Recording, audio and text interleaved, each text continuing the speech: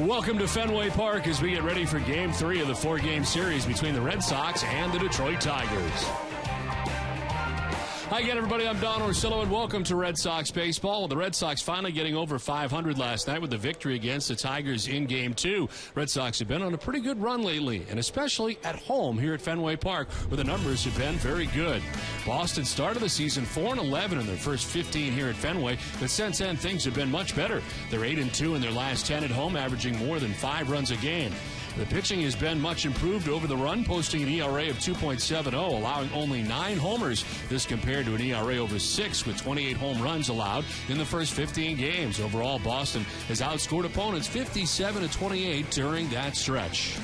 We welcome in Jerry Remy. And Jerry, a nice victory last night for the Red Sox as David Ortiz continues to roll along. You know, Don, we hear many athletes say, jump on my back and I'll carry you. We hear that in all sports, but the case is right now, jump on David Ortiz's bat because he is carrying the Red Sox right now. Last night, again, continued his torrid pace against left-handed pitching, going to the opposite field for a home run. A big night again for Ortiz. And when you look at the categories offensively for the Red Sox, he is leading in every major category there is offensively. Average, hits, doubles, home runs, RBIs, walks, slugging percentage. Matter no other player in the American League leads their team in so many offensive categories. So right now, David Ortiz is doing it against right-handed pitching, left-handed pitching. He's just been outstanding for the Red Sox offensively. Well, the Red Sox will try to keep it going tonight. They send John Lester to the mound. He's 3-4 in the season, but 0-2 in his career against the Tigers. We're back with more from Fenway right after this.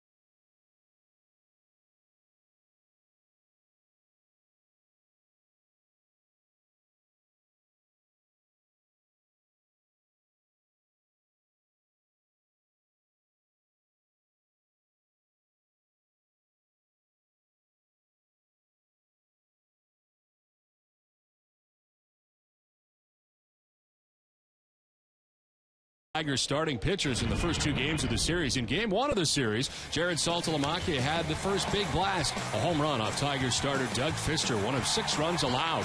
Last night, it was Daniel Nava's 3-run double that paced a 10-hit, 5-run attack against Justin Verlander. This season, the Tigers starters have now 18 runs to the Red Sox, which works out to an ERA of 6.39. Welcome back inside the broadcast booth, everybody. I'm Don Orsillo. Well, tonight on the mound, it's Drew Smiley for the Detroit Tigers. He was called up from Toledo on May the 10th and has been pitching very well for the Tigers so far. Tonight will mark his 10th start in the major leagues. The first 6 were pretty good. The last 3, not so much. As we take a look at the numbers for Smiley, after his first 6 starts, he was smiling. A 1.59 ERA with 34 strikeouts and 34 innings helped the Tigers to 4 wins in those 6 games. The last 3 games have not gone as well. The Tigers have dropped 2 of the 3 games. Smiley has posted an ERA approaching 7. Also up over the last 3 games is the opponent average, nearly 80 points and a home run allowed. The 4 equal more than in his first 6 starts. Well, the Red Sox with the victory last night got up over 500. They're 3.5 games back of the Orioles, who are on top of the American League East.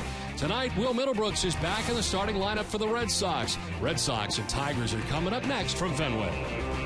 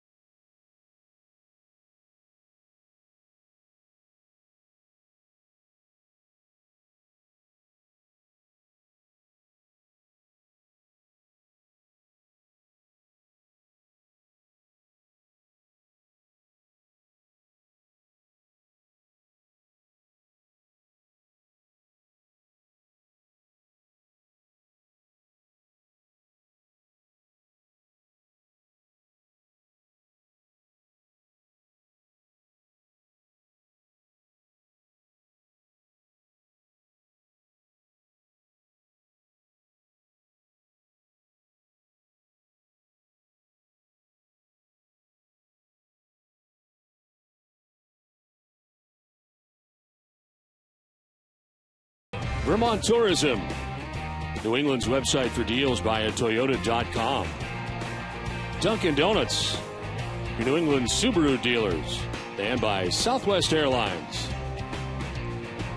Well, welcome back to Fenway Park as we get ready for the third game of a four-game series between the Red Sox and the Tigers. Beautiful night here tonight at Fenway Park. Blue skies above. The lights are on as the Red Sox continue this homestand here at Fenway Park. They have tonight and tomorrow night against the Tigers. And a good night last night for the Red Sox. Lester looking to get back on track tonight and back to 500 individually as he comes in at 3-4. And Jerry, right now the Red Sox only 3.5 games out from the top spot in the American League East. Yeah, things getting pretty tight, Don, in the American League East. Baltimore still on top. Tampa Bay a half out. The Yankees 2.5. Toronto 3, and then Boston 3.5 out. And talking to Bobby Valentine about that this afternoon, 25-24 with all this club has been through so far, all the injuries to key players that it's had so far. It's amazing. They're 3.5 games out of first place. So they're feeling pretty good about themselves. Big win last night against Verlander. See if they can keep that momentum rolling tonight behind John Lester. Now the Red Sox ready to take the field here tonight from Fenway Park. As they do, let's check out the visiting Detroit Tigers starting nine, brought to you by Jordan's Furniture. Quentin Berry is leading it off. He is in center field with Danny Wirth at second base batting second. Miguel Cabrera at third base bats third, with Prince Fielder back at first base in the cleanup spot. Delman Young is in left field. Brennan Bosch in right field. Johnny Peralta is at shortstop batting seventh, with Alex Sevilla doing the catching eighth. And GERALD, the other catcher, is the DH for the Tigers. On the mound for the Red Sox, John Lester comes in and makes his 11th start of the year, 3-4 with a 4.72 earned run average. In 61 innings so far, he's given up 61 hits, 41 strikeouts, and opponents hitting at .262 against John Lester. And in his first outing against the Tigers, it was opening day. He went 7 innings, giving up 1 run, was matched up, of course, against Verlander. He walked 3, had struck out 4, but again, a no decision. The Red Sox defense is brought to you by Southwest Airlines. They are currently second in the American League with 21 errors in 49 games. Will Middlebrooks will be at third base. Mike Aviles the shortstop. Nick Punto at second. And Kevin Youkilis, the first baseman, left to right. Daniel Nava, Marlon Byrd, and Adrian Gonzalez. And Kelly Shoppin gets the start behind the plate, catching John Lester. Umpiring crew tonight, Chris Guccione has the play calling the balls and strikes, with Tim Sheet at first base, Jeff Nelson at second base, and Bill Welke is the umpire at third. Where available, this telecast can be heard in Spanish by selecting the SAP button on your television remote. Enjoy the game. Buenas noches, amigos. Very comfortable conditions tonight at Fenway, 74 degrees as we get it started. Breeze out to center field at 6 miles per hour. Partly cloudy, the forecast for the remainder of the evening, so much better than it was here last night. Of course, we endured a 38-minute rain delay last night as part of the Red Sox victory in Game 2 of the series. John Lester ready to work to Quentin Berry to get it started here in the top half of the first inning. Berry, the center fielder for the Tigers. It's a .310, no homers, and 2 runs batted in. Tigers dropping the first 2 games of this series to Boston. First pitch of the game is in there for strike 1, and we are underway. And again, with Berry at the plate, you got Middlebrooks in very tight at third base. Berry's a guy that likes to bunt, has good speed. Called up on May 23rd from AAA Toledo, as Austin Jackson ended up on the disabled list for the Tigers with a ab strain. So he has been leading off and playing in center field in Austin Jackson's absence. 1-1 is a swing and a miss, 1-2. Good sinking fastball that time from John Lester. Down and in on Berry, the left-handed hitter. Quickly gets ahead, 1 ball and 2 strikes.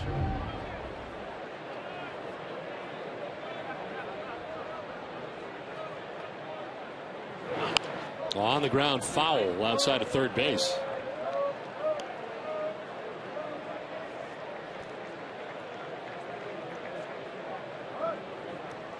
John Lester dropping his last outing. That was against Tampa Bay. Left the game trailing 7-1. Gave up a grand slam to Matt Joyce in the third inning of that outing. 1-2 is going to miss. There's a curveball, late break, and it's 2-2. Yeah, not the perfect curveball from Lester, but almost picked up the inside corner. Wanted to go away from the left-hander, hit it with that breaking ball.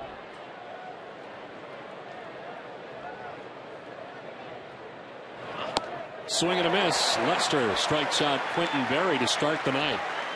96 on the fastball from Lester. Up and away with the fastball after the breaking ball inside. Up and away with the fastball to pick up his first strikeout.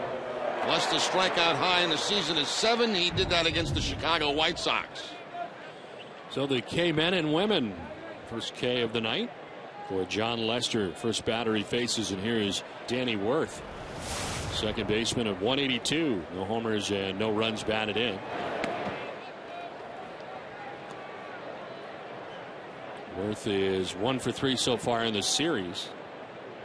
He called up on May 22nd. Third stint for the Tigers already this year, as he sends that foul back into the seats. It's been very valuable and versatile for Jim Leyland. Seen action at second base, third base, shortstop.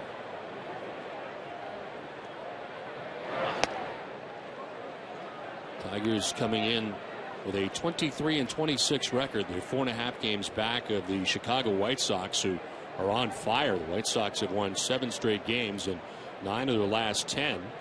All of a sudden the Tigers sliding back.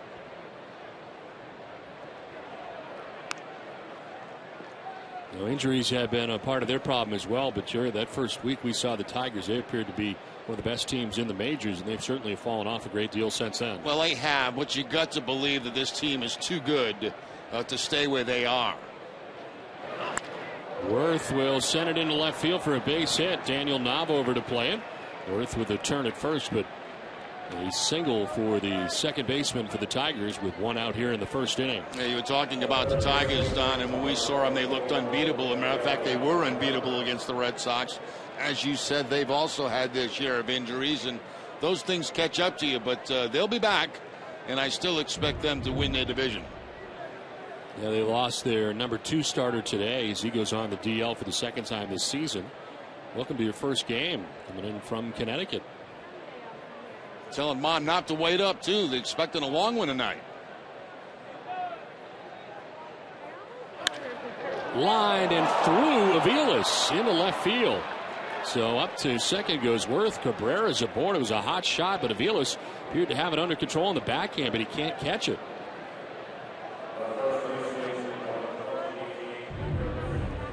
Couldn't tell if this got a piece of Aviles' glove. It looks like it did, and then slowed up considerably as it got out toward left field. Looked like he might have been able to catch that ball in the air. That's going to be a tough call, tough ruling for the official scorer.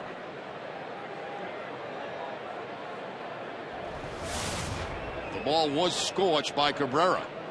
Going to give him a hit. So first and second, 1 out for Prince Fielder.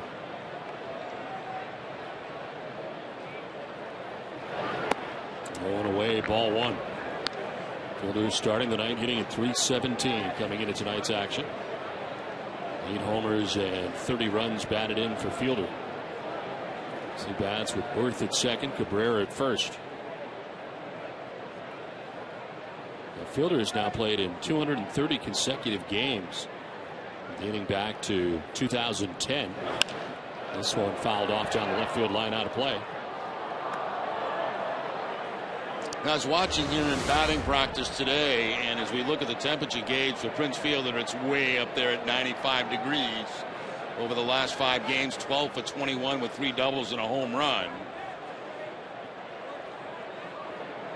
He put on a show during BP. Well, you know, I was watching him take BP, and of course, I was also watching him interact with the fans, both on the Tigers side and the Red Sox side, and he couldn't have been more gracious, signing autographs, taking pictures with everybody.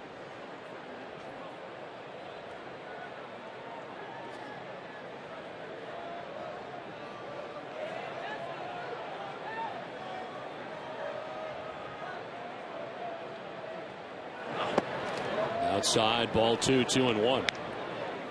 Lester having to throw some pitches here in the first inning. Work hard. 1 out, 2 on. Struck out the first batter in Berry, but singles for Worth and Cabrera. Now he's got to battle the middle of this Tigers order. Prince Fielder. He is ahead in the count, 2-1.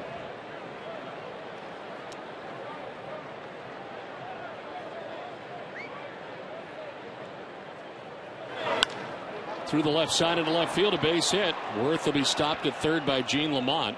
And the bases are loaded for the Tigers here in the first inning. That is now a 7-game hitting streak for Prince Fielder. We showed you his numbers. He's also now 3 for 7 in his career off John Lester. Saw by that graphic, that's a pretty impressive 7-game hitting streak with that batting average. To the right of Aviles, charged well by Nava. They have to hold the runner at third base, but the Tigers have the bases loaded here in the first inning. 1 out, bases loaded. Delman Young, the left fielder, part of our key matchup, brought to you by New England Honda dealers. 6 for 28 against Lester, 7 Ks, hitting at just .214. And this one tap foul off Shopik. Delman Young starting the night at .252, 3 homers and 16 runs batted in.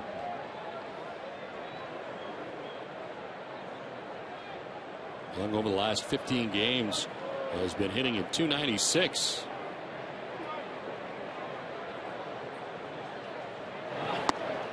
Down on the count, 0-2. Yeah, back-to-back changeups from John Lester, trying to induce that ground ball double play. No contact this time by Delman Young.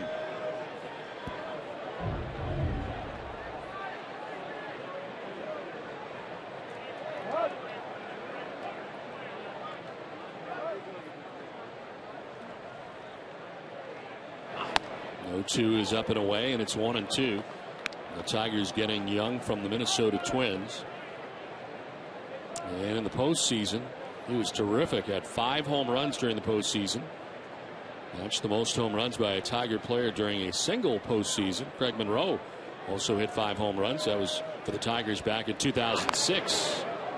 There's a check swing foul. And it hangs at a ball and 2 strikes. Gets a piece of that 95-mile-an-hour fastball.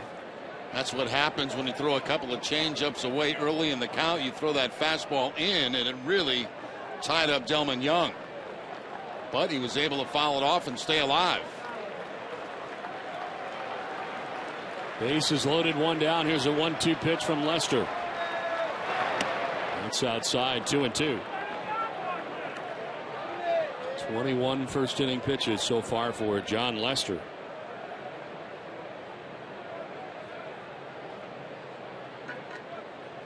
Center fielder Marlon Byrd a step or 2 towards right center. Young will chop it right side softly. Punto to second for 1. On to first, not in time, and a run scores. Danny Worth comes in from third base as the Tigers take a 1-0 lead. Young will reach on the fielder's choice as Worth comes in, and Detroit's on top 1-0. Well, Lester did get the ground ball, but Punto had to go to his left to make the play, and by the time he was able to get it to Aviles, Aviles had to really rush to get it to first base. That got Prince Fielder right on top of him as he leaves his feet, and Delman Young beats it out. There's Fielder coming in. How about that coming in after you? That's a great shot of what second baseman and shortstops have to deal with. Brennan Bosch, the batter, right fielder for the Tigers. Thought about it, but it's called strike anyway, and it's 0-1. 96 that time from Lester. And Bosch, who got the start in right field last night, was 0 for 4, grounded into a double play. Now at third base, Miguel Cabrera. Delman Young at first base. 2 down here in the first inning.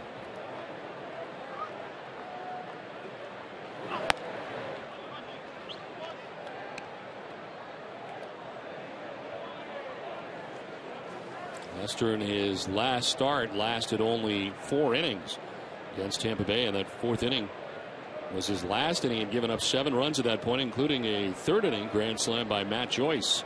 for the Tampa Bay Rays. It's after back-to-back wins against Seattle and at Philadelphia. He went around, according to home plate umpire Chris Guccione, and it's 1-2. Lester going to the breaking ball, gets the swing from Brennan Bosch. Very close, but going in the Red Sox direction.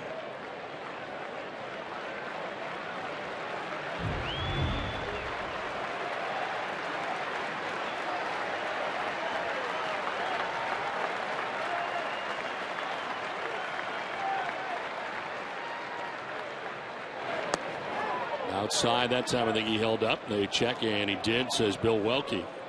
2 balls, 2 strikes to Brennan Bosch.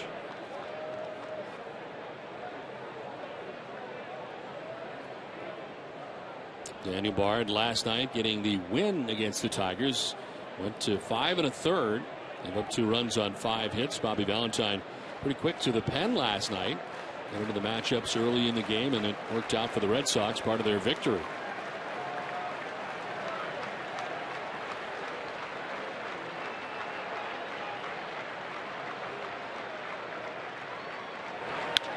In the air to center field, Marlon Byrd drifts back. Take him shy of the track as he makes the catch and ends the inning. The Tigers strike first to get a run. The Red Sox are coming up.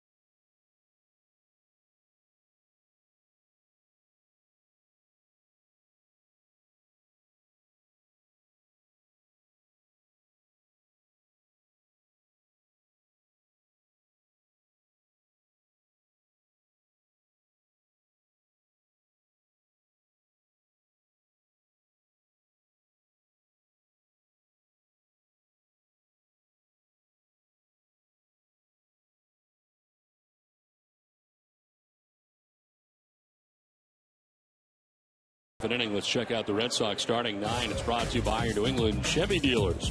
Daniel Nave is in left field to lead it off with Mike Aviles at shortstop batting second. Adrian Gonzalez back in right field. David Ortiz at DH. Kevin Youkilis at first base with Will Middlebrooks back in at third base. Marlon Byrd in center bats seventh. Kelly Shopik does the catching batting eighth. And Nick Punto at second base bats ninth. It is Drew Smiley who is on the mound tonight for the Detroit Tigers. It's 10th start in the major leagues as Smiley deals with Daniel Nave here in the bottom of the first inning.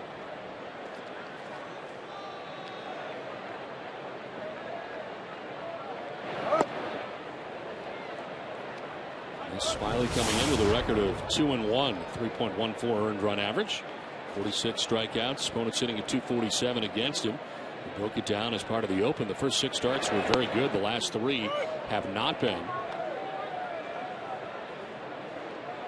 Though he did get a victory against the Minnesota Twins last time out.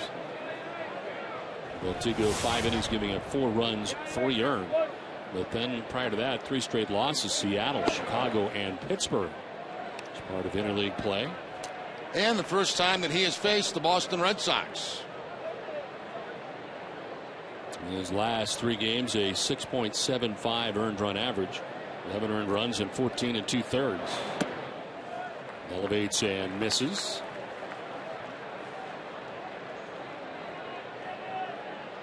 Made his major league debut against the Tampa Bay Rays. And was able to win that game. In the air to center field. Quentin Berry's out there in center. He makes the catch for the first out. Let's take a look at the Tiger defense. They're 11th in the American League, 34 errors in 49 games. Miguel Cabrera at third base, Johnny Peralta the shortstop, Danny Worth at second, and Prince Fielder the first baseman. Left to right, Delman Young, Quentin Berry, and Brennan Bosch, and Alex Davila doing the catching for Drew Smyly. One down here in the first inning for Mike Aviles. Red Sox shortstop stands in on the right side.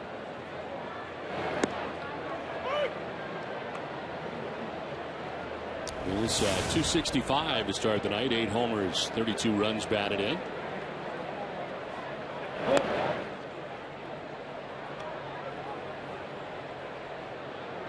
Aviles now 3 for 8 in the series. Dustin Pedroia not in the lineup again tonight as Aviles to left and back to make the catch.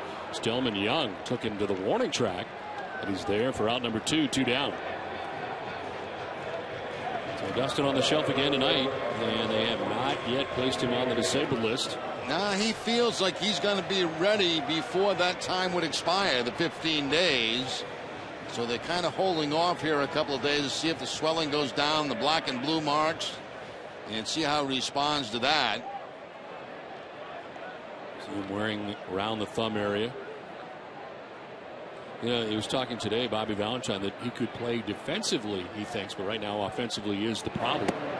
Because right now Bobby Valentine really working with a very short bench, especially in the middle infield situation. Now, he was actually down in the runway last night taking swings during the game, and they had to tell him, hey, stop, back off.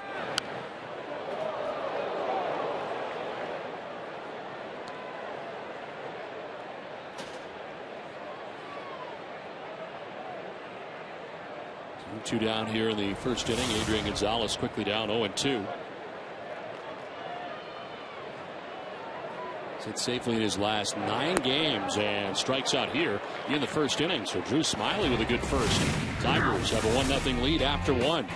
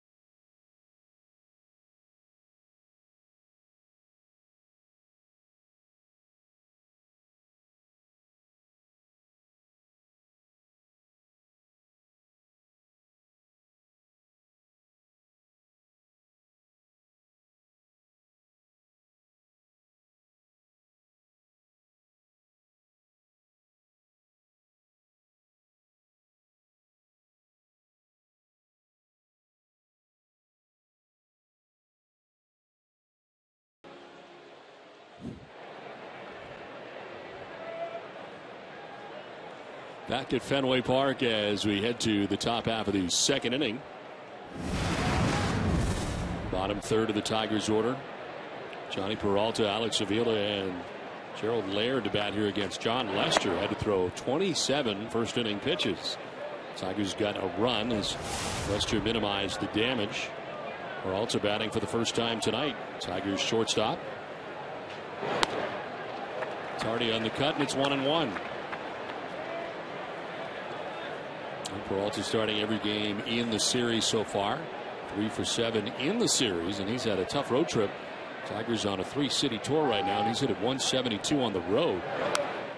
As he fouls it back to the screen, 1-2. However, his defense continues to be good. Second among all American League shortstops with a .988 fielding percentage. Last year an all-star for the first time in his career.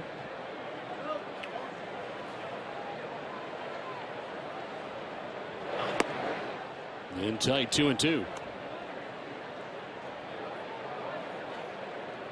Jerry, there have been times this year that John Lester has appeared to be frustrated with the umpires more than I can remember in the past. And it has led to some innings that he's not been able to shake. As he strikes out Peralta, second strikeout, but it appears we've seen a little bit more emotion from him in that regard this season. Yeah, it seems like a lot of times it's been early in games, too. There's a nice changeup by Lester to pick up the strikeout against Peralta, but it seems like, you know, if John gets frustrated early in a game, it somehow affects his performance for a little while. So stay away from the frustration. Be happy. Relax. Be like Jerry. Lay back. Exactly. One out, Alex Avila. Catcher who missed the first game of the series, starting back-to-back nights, has really struggled at the plate. The all-star catcher. .239 average so far this season. He lines it into right field and picks up the Tigers' 4th hit of the game.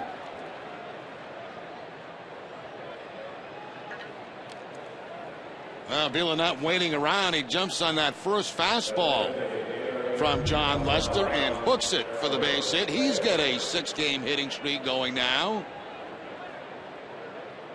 Struggled most of the season. Only came into the game at a .239 average, but picks up the base hit there, and you see the 6-gamer at .389. 1 out, 1 on for GERALD LAIRD. Turns to the Tigers, signing as a free agent this past offseason. They're at .316 so far. 2 homers, 4 runs batted in. Another Tigers catcher, and they're getting him in the lineup because of his offense. He bats 9th, but puts a .316 batting average. Detroit as a team hitting a .261 collectively. That is 4th in the American League, behind Texas, Boston, New York, and then the Tigers.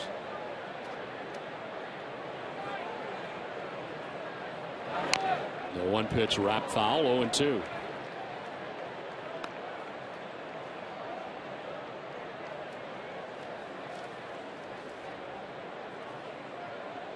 Quentin Berry waits on deck, the top of the Tigers order, as they bat here in the 2nd inning.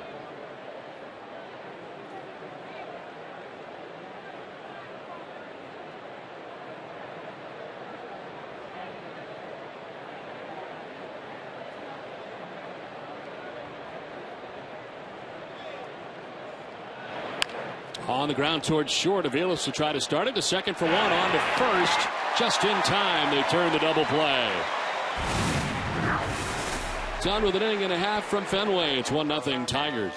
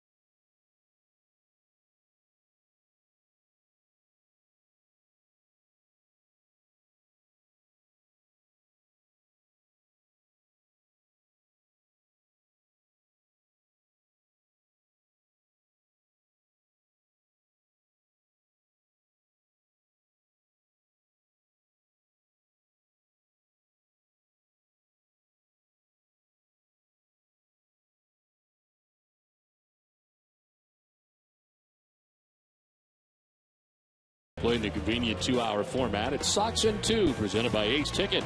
Great seats at great prices. Last half of the second inning back at Fenway Park. Worked out to be a very nice night here so far tonight at Fenway. Tigers have a 1-0 lead as Red Sox went in order in the first inning. Good first inning for the Tigers. Left-handed starter Drew Smyly, David Ortiz, Kevin Youkilis, and Will Middlebrooks about here in the second inning. Big Papi hitting at .319, 11 home runs, 33 runs batted in, .595 slugging percentage. That one rattled right off Avila's mask.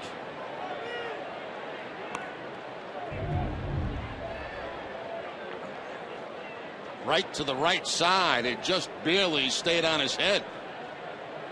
I wonder which is worse, the one that's on the side or the one that is flush in the middle. I think they're all pretty bad. I know they're all bad. It's like taking a shot from Marvin Hagler, you know? I mean, yeah, I mean, it's a pretty good punch. I wonder which one is worse. You'd have to ask a catcher. I'll have to check with Salty or Kelly Shopik, find out if the one that like kicks off the side of your nose like that one just did. If it's better if it just hits you right in the middle. Salty off tonight. Left the game not feeling great last night. He's okay today, but Kelly Shopik gets the start tonight. And there's a foul tip held onto by the catcher Avila. Second strikeout for Smyly, 1 down. First strikeout was against Gonzalez on a cut fastball. This time a straight fastball to David Ortiz on the inside part of the plate. 1 down here in the second inning. Good start for Drew Smyly so far. First time through. Kevin Youkilis the batter. .239, 3 homers, 11 runs batted in for Youkilis.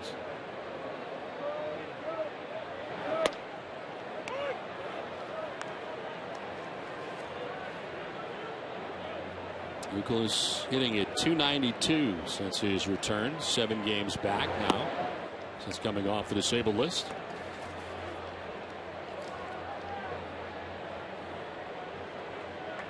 And a solo home run in his first game back. He's not homered since. He has 3 on the year. As he takes a pitch downstairs.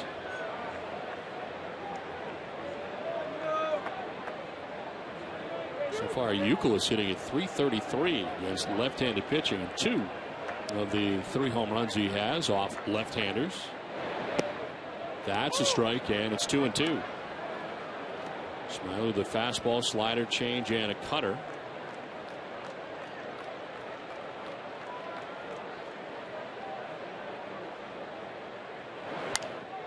Foul down the right field line, 2-2. We got a big night tonight here at Fenway Park. And coming up, we will meet Mark Searles in our partnership with Channel 10 in Providence. WJAR's Mark Searles as Fenway at the Movies, part of the 100th anniversary celebration. We'll check in on the Orioles Blue Jays.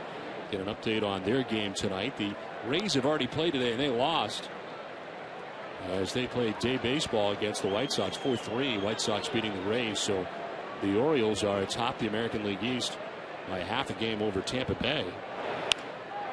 This is lined to short and picked by Peralta, 2 down.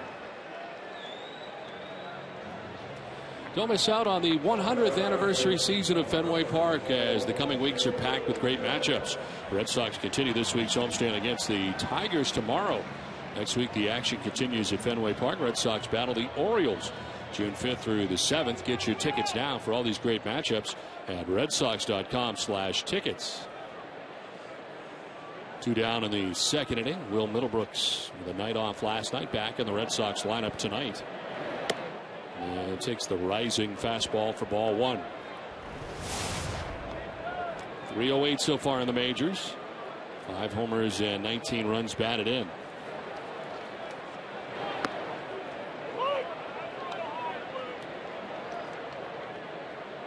Middlebrooks with hits in 18 of his 23 major league games so far.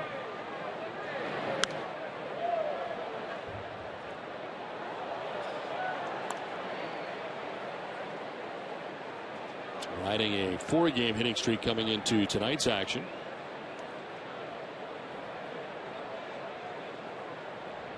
Ted Magadan, the pitching coach for the Red Sox,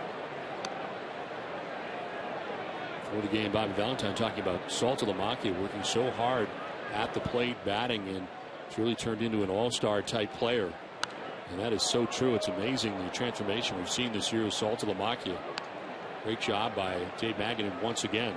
He actually talked about both sides of his game. The offensive side, where Dave Magadan has really helped out Saltalamacchia, and also the defensive side of Salty's game, which has improved immensely. To short, Johnny Peralta's there, picks and throws, and that'll wrap up the second inning. With their 2 from Fenway, it is 1-0 Tigers.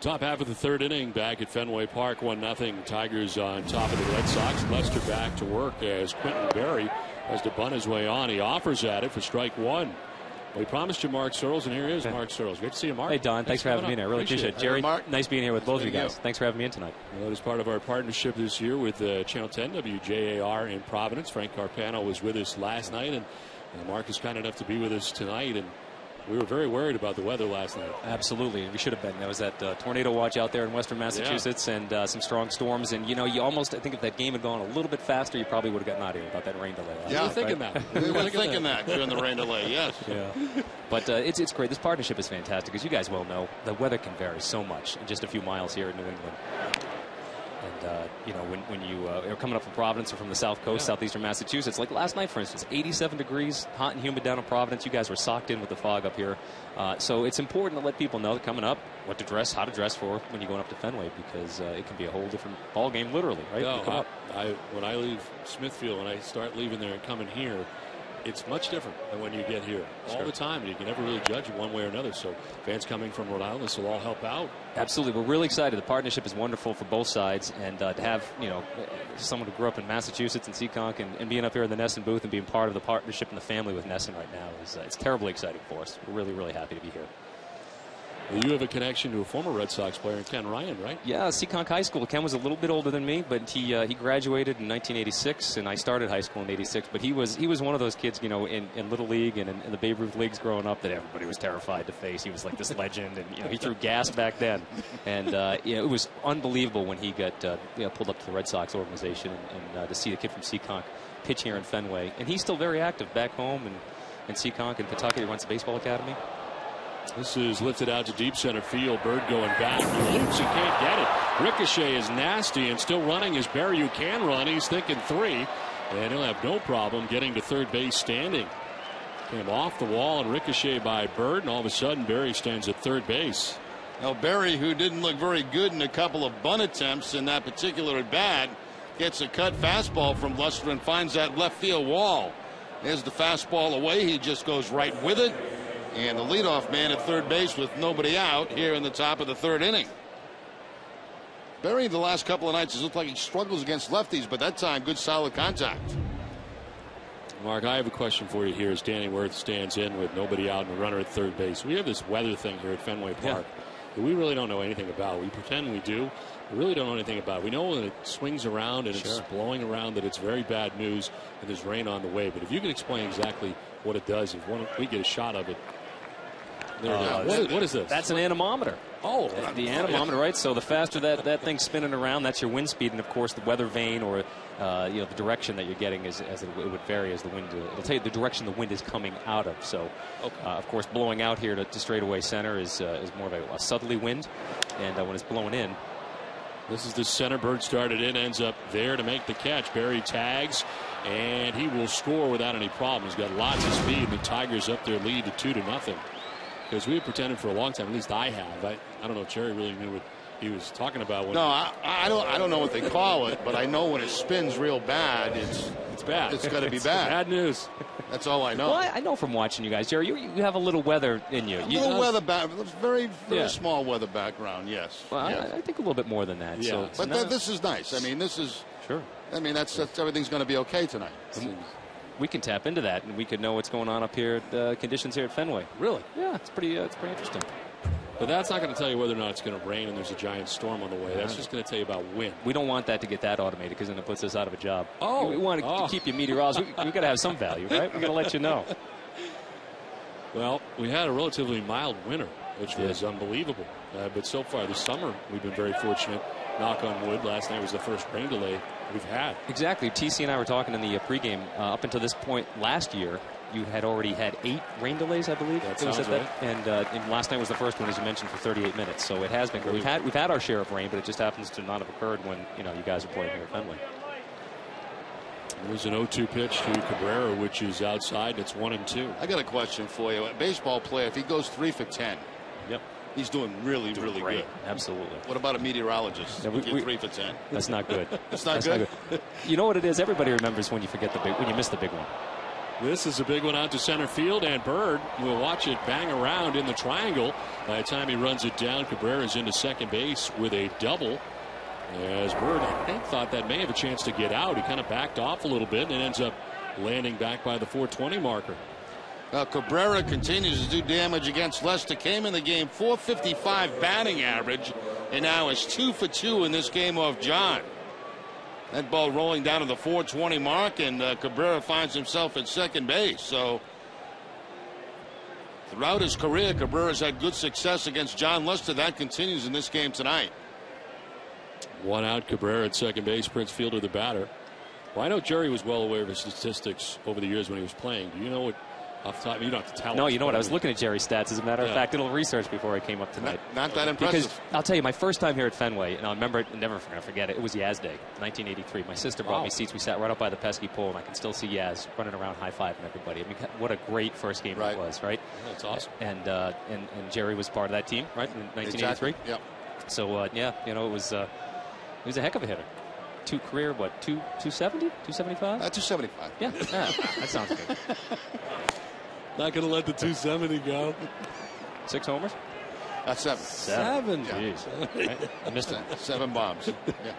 7 big flies. Hey, Jerry, I got to ask you this. There was this legend at Seacon Kai. I don't know if you ever remember playing there. You played in a million places. Absolutely. So we're kids growing up, and everyone said, you remember Remy came and played here. Remy hit the hardest ball we've ever seen. It must have been 500 feet he hit off the wall. Is that a possibility? No, that is not possible. No.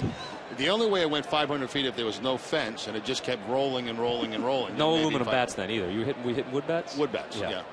500 feet. No, there's no way that I hit one 500 feet. But I've also run into a lot of people that played against me in high school that said they struck me out. That never happened either. And that didn't happen very much in high school. So you get both ends of it, you know. Nobody threw you out of the bases either. You can steal a few bases. Yeah. Pretty good in high school. You're in the Hall of Fame there, aren't you? At Somerset High School, right? Yeah. 1 ball, 1 strike here to Prince Fielder. Runner at second base, a run in. This will get away, and to third base goes Cabrera. Luckily, a wild pitch here and a pitch in the dirt. Breaking ball snapped off by Lester. If this continues, we're going to have to throw you off. I understand. It's you don't want the weather guy, I guess.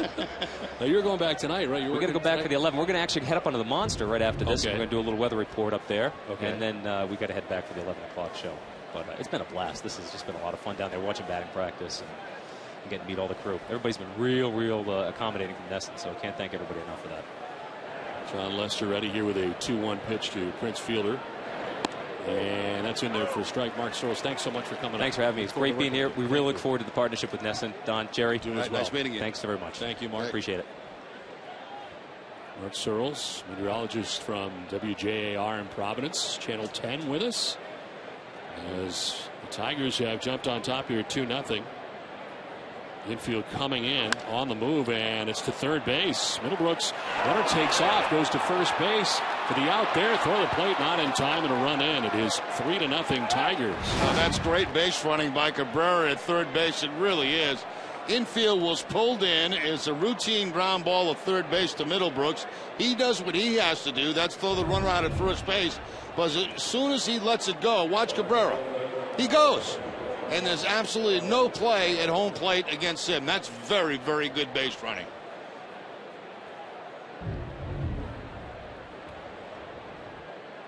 So the Tigers out to a 3-0 advantage now. They've scored twice here in the third inning. Elman Young, the batter, reached on a fielder's choice in the first inning, got an RBI. Hard hit to third, but picked by Middlebrooks on a tough hop. His throw is good, and the inning is over. About 2 runs in the inning. It's a 3-0 Tigers lead.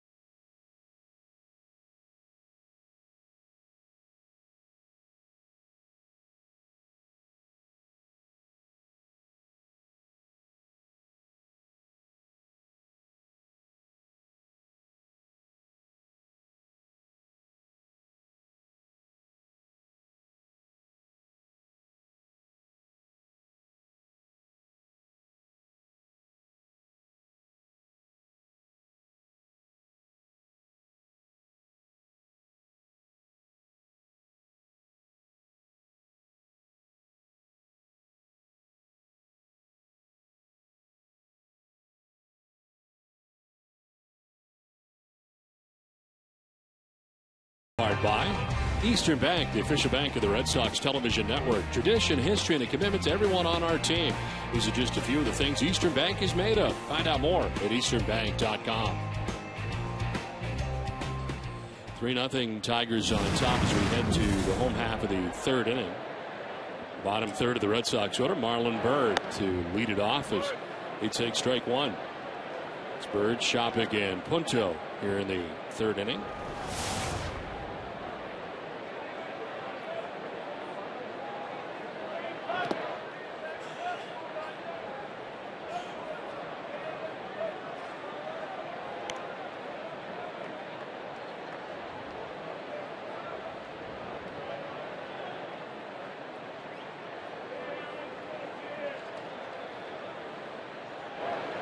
One is a swing and a miss, and it's 1-2.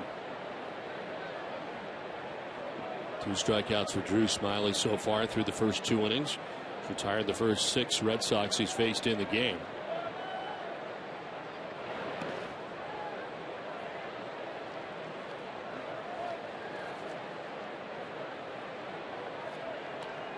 Smyly got his first major league win against the Yankees.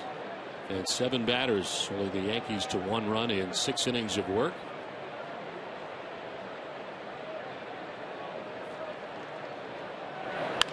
On the ground and under the glove of fielder. Worth gets it but can do nothing with it. And there's a base hit for Marlon Byrd. First Red Sox player to reach in the game tonight.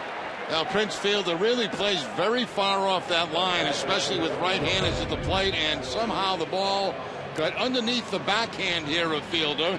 By the time Worth gets to it, there's no chance at all they're going to get Marlon Byrd at first base. So the Red Sox pick up their first hit of the ball game, try to get something going here in the 3rd inning. Lead runner on, Kelly Shopik standing in. 288, 2 homers, 8 runs batted in for Shopik.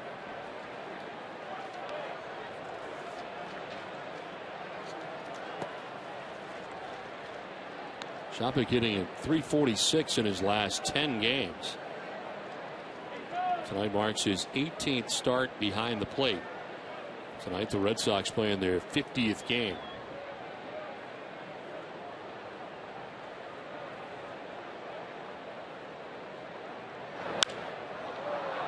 In the air to shallow right center.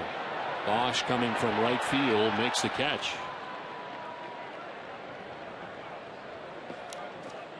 For a chance to win Green Monster tickets, go to the NewEnglandFord.com. Click on Where's Wally icon and figure out where Wally is in New England.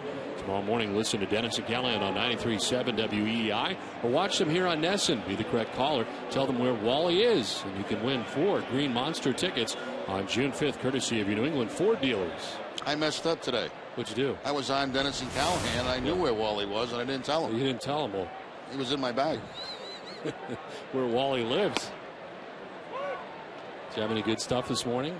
I missed it, unfortunately. Scale of 1 to 10, probably about a 7.5, 8. Not too bad. Yeah. I got up early this morning, get ready for the show, even with the late night last night. There's Wally, where Wally normally is for home games. Very strange relationship that Jerry has had with Wally over the years. Very bizarre. Yes, very strange. On again, off again. Wally only talks to Jerry, never talks to me, which is part of the problem when you're a 3-man booth. 2.5-man booth. Yes.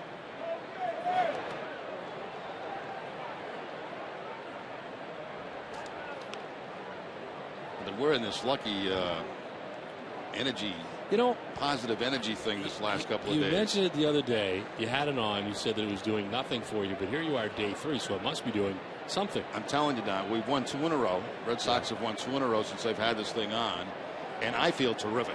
I mean, I feel unbelievable. Really? Yeah. You have positive energy. You've got lots of energy. Getting up early, even with the night game last night, no problem. No problem, even with the night game. Got up early this morning. Yep. Did the radio show. Went out, got a sandwich. I mean, look, can I feel it? Wow. Oh, I can feel it emanating right off. You can feel the positive energy coming out of it. Yes. It's unbelievable. They were giving them out to the players the other day, and fortunately I was able to grab one of them, and I figured I'd give it a shot.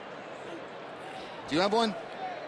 I have something that I got from the fighting people that the pitchers wear. Right. That you I've should never try worn it before. You should try it. And see if I get any positive energy. I doubt it, but we'll see. Back to the mound. Smyly will go to second for 1. On to first, and it is in time. A double play, but it's okay. We got lots of baseball left. It's 3-0 Tigers. See, it's working.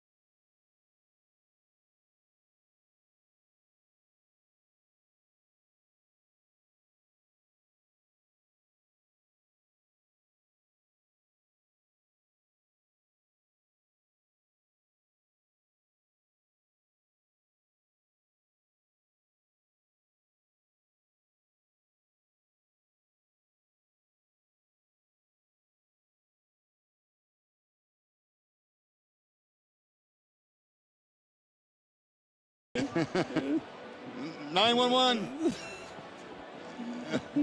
Just get here. Quickly.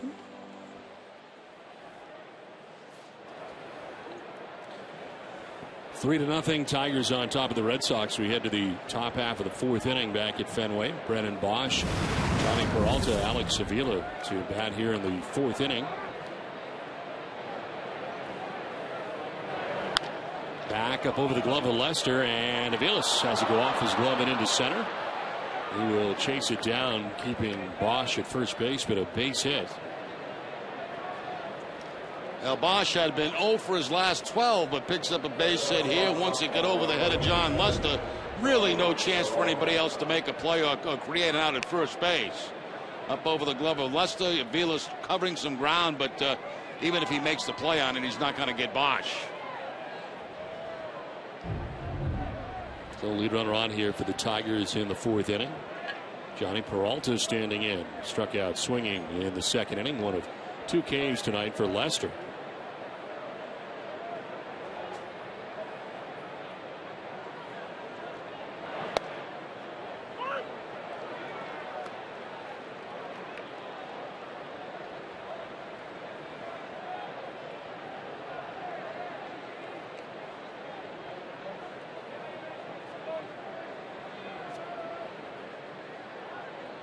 Tigers getting a run in the first and 2 in the third. Lester out of the stretch here, the lead runner on for the Tigers for the second straight inning.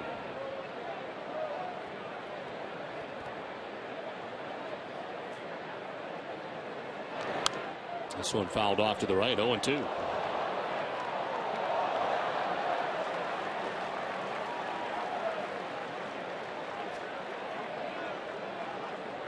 Red Sox outfield about straight away on Johnny Peralta. Lester's pitch count up to 57 pitches through 3+ innings.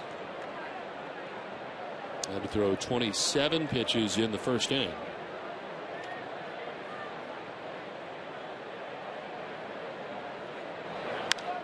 Foul down the right field line, still 0-2. This CABRERA telecast is presented by authority. The Boston Red Sox may not be reproduced or retransmitted in any form.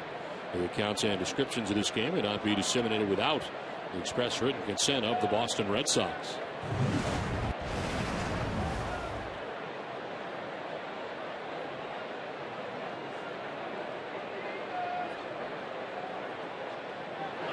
Inside, and it straightens up Peralta.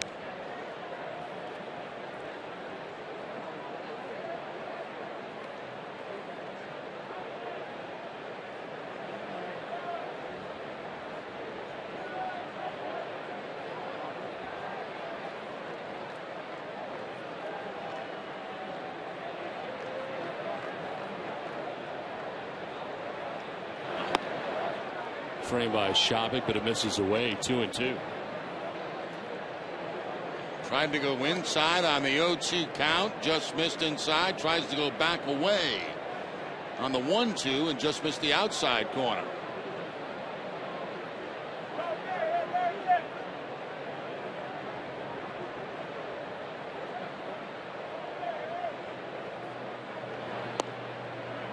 Full count now, 3-2.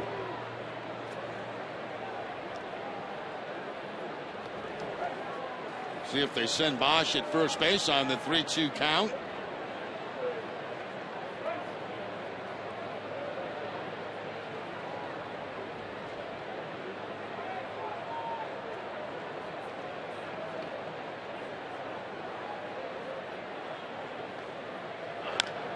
This one wrapped foul. Runner was off. This one grounded foul by the Tigers dugout. Bosch back to the bag at first.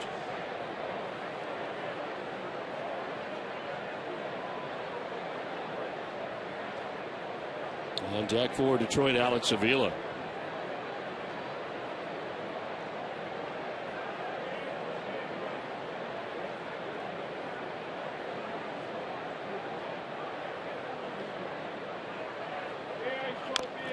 Rolled over foul again. Peralta's always been a tough out for John Lester, even though he did strike him out back in the second inning. .316 coming into the game with a couple of home runs. Ninth pitch of the at bat is coming up.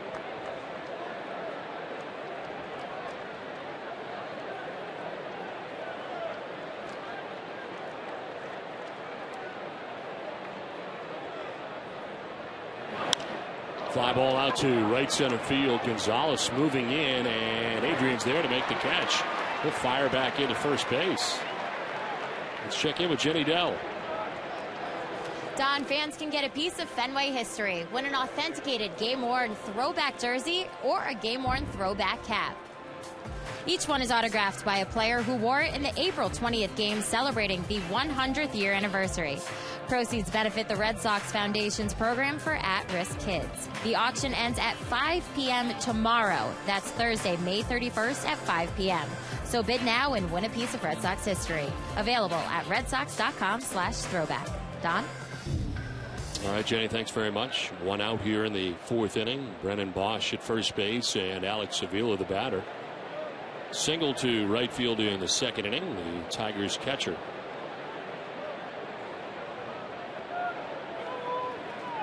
Time call. Avila, 25 years old. Last year, kind of his breakout year in the majors. 19 homers, 82 runs batted in, an all-star last year. Fifth round pick by Detroit in 2008.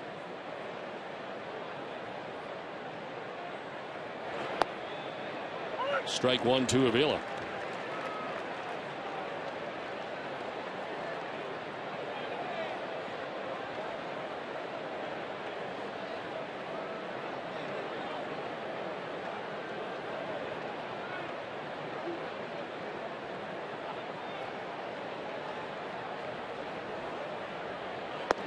One pitch will miss, 1-1.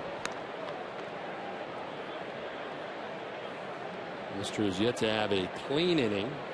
It faced the minimum in the second inning as Avila singled with one out, and Gerald Laird then grounded into the 6-4-3 double play, but kind of a long inning in the first, long inning in the third, and now trying to work his way around a leadoff single by Bosch. Has one out in the fourth, and here's a 1-1 to Avila. Lifted foul down the left field line, out of play. Bosch off again.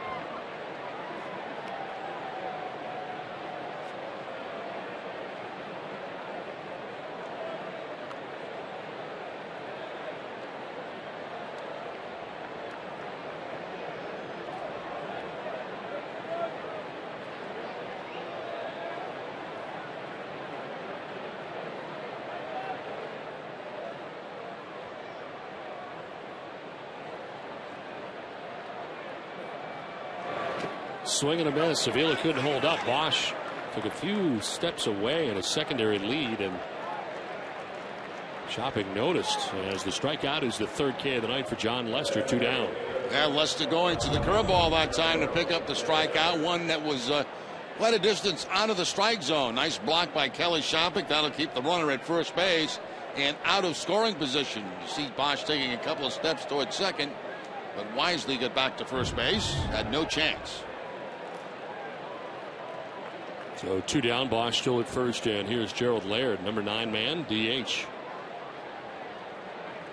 Bounced into the 6-4-3 double play in the second inning.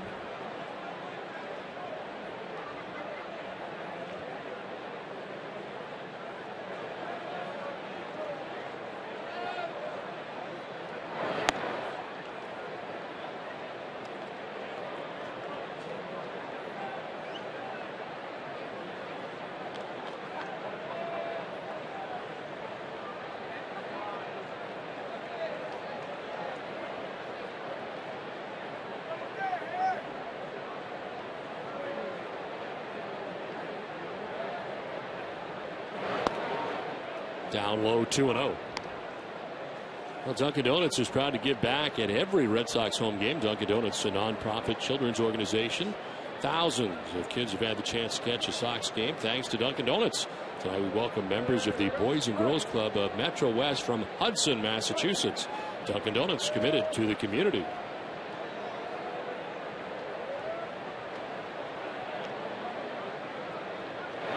Laird swings at the 2-0. And fouls it back. 2-1.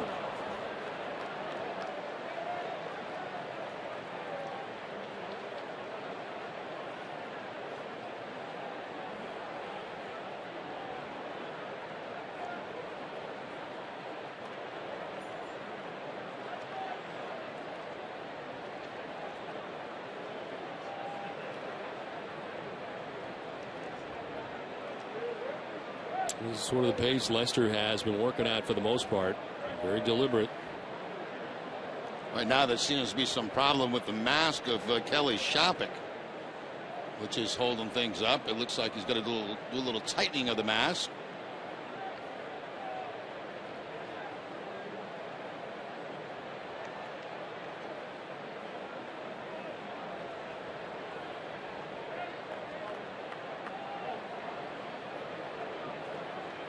Bosch gains his lead at first, 2 down in the inning, 2-1 the count to Laird.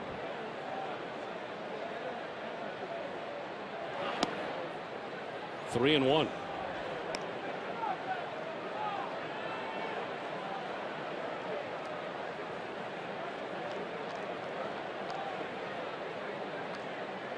On deck, top of the order for the Tigers, Quentin Berry, who tripled last inning and scored Detroit's second run.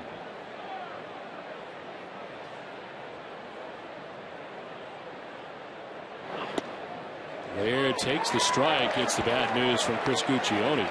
Thought he had ball 4, but instead it is a full count. Looks like this ball might get the bottom of the strike zone. I believe it does, just barely.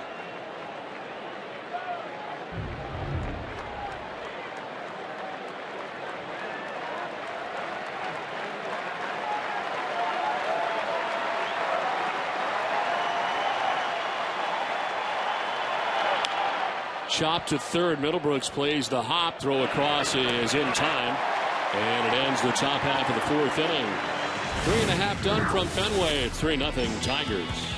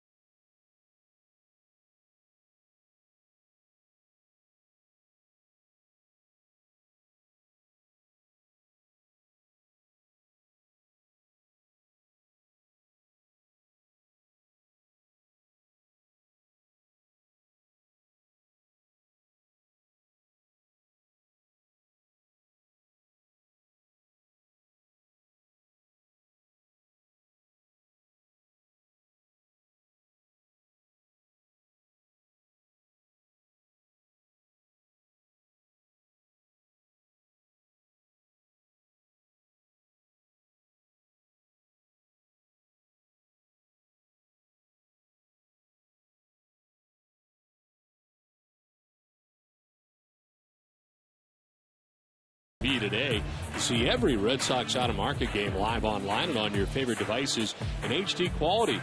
Visit redsox.com to order and get more details. MLB.tv, baseball everywhere.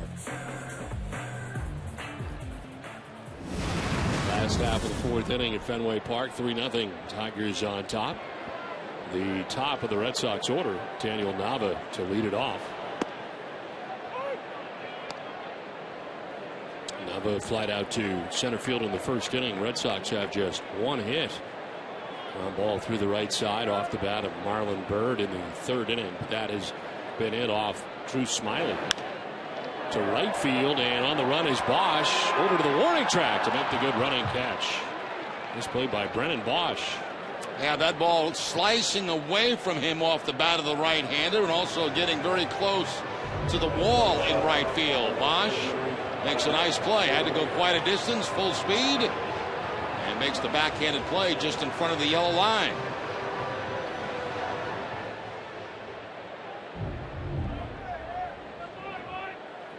down here in the 4th inning brings up Mike Aviles. Aviles flying out to the warning track in left field. Delman Young back there right in front of the wall to make the catch in the 1st inning. So they had very good contact, but nothing to show for it.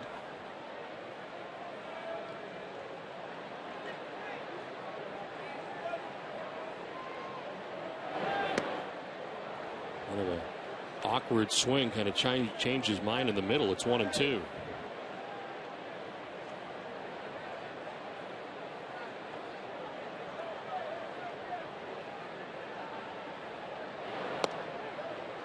Strike 3 call. Aviles is the 3rd strikeout victim for Smiley, and there's 2 down. Well, we're not seeing anything overpowering right now from Smiley, but we're seeing pretty good location with most of his pitches. His fastball, breaking ball, changeup, fastball inside corner this time to pick up the strikeout. Aviles didn't like it, but a good call according to the Amica pit zone. So 2 down here in the 4th inning brings up Adrian Gonzalez, who's the 1st strikeout victim for Smiley in the 1st inning. Out towards right center field. This will get down and head into the bullpen on a hop. Ground rule double for Adrian Gonzalez. Red Sox get their 2nd hit of the game. El Gonzalez now on a 10-game hitting streak. Struck out back in the 1st inning, gets that fastball from Smiley on the 1st pitch. And 1 bounce into the Red Sox bullpen.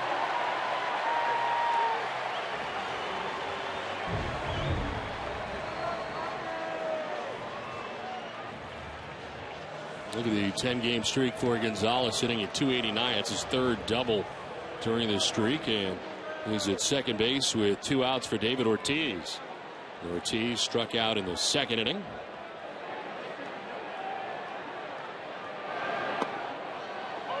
Take strike 1 from Smiley.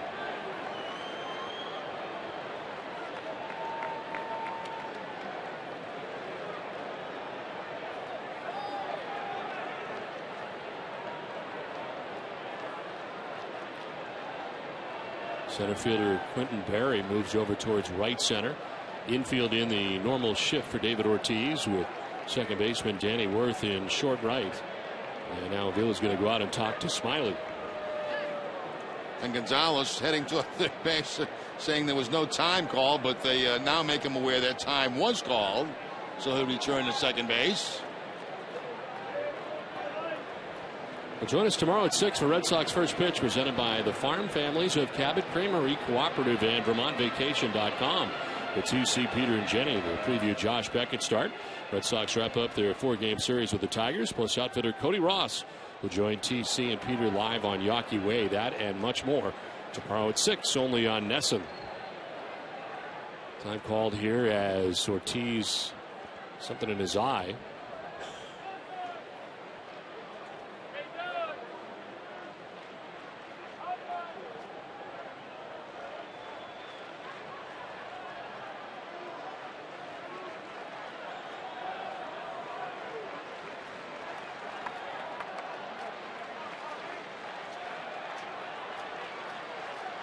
Gonzalez at second base, 2 outs here in the 4th inning.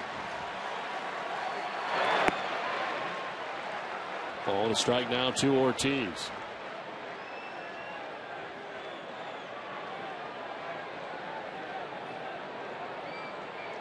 On deck, Kevin Youkilis.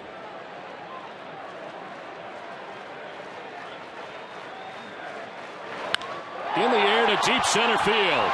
Berry going back at the wall. That is gone.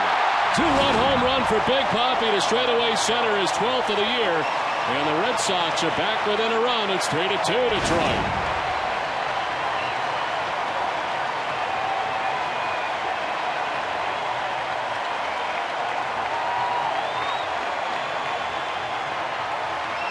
Well, Ortiz had something in his eye, the eye of the tiger. He was upset he missed the fastball in his first at bat, but the second at bat, straight away center field for the home run, his 12th of the season.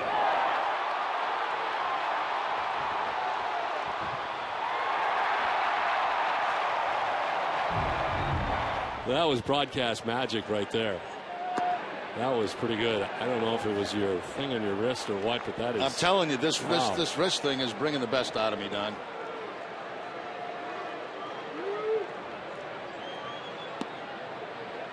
Pitch in there for a strike, and it is 1-1. You can't use all your stuff in the first 24 years. Wow, you are. That's terrific. Hessen Express, the proud sponsors of the Red Sox and the Red Sox on Nesson. During the 2012 season, Hessen Express will donate $500 to the Pediatric Trauma Program at Children's Hospital Boston. For every Red Sox home run, Hessen Express committed to helping the cause. Something was in his eye, the eye of the Tiger.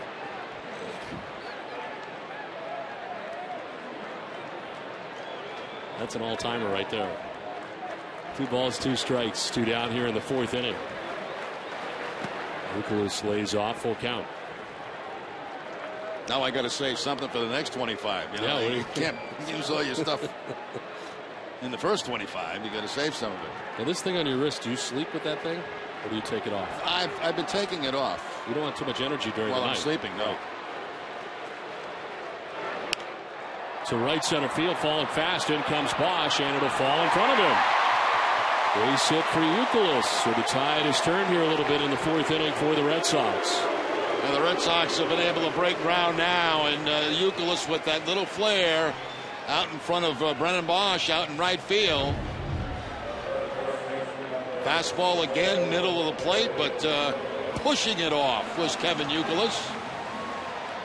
Bosch makes the effort, but has to pull up at the end.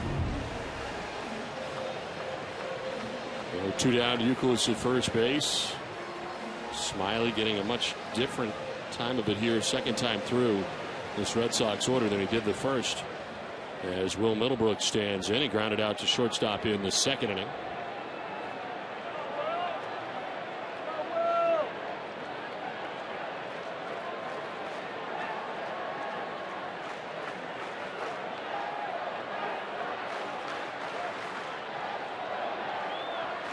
Smiley backs off. Middlebrooks backs out.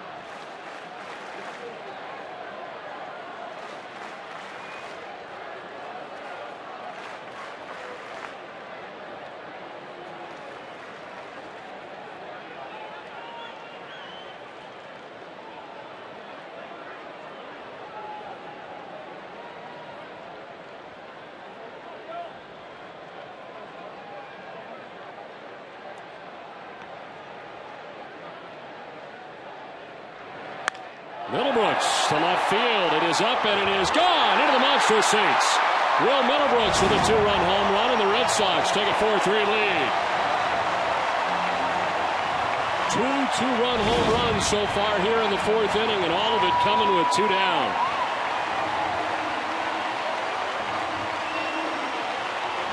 I'll tell you what, put a clock on that one, because that thing took no time to get out of this ballpark. A line drive, rising home run over that left field wall. It's the fastball again, middle in, and this is an absolute rocket from Middlebrooks. Wow, that got out there in a hurry.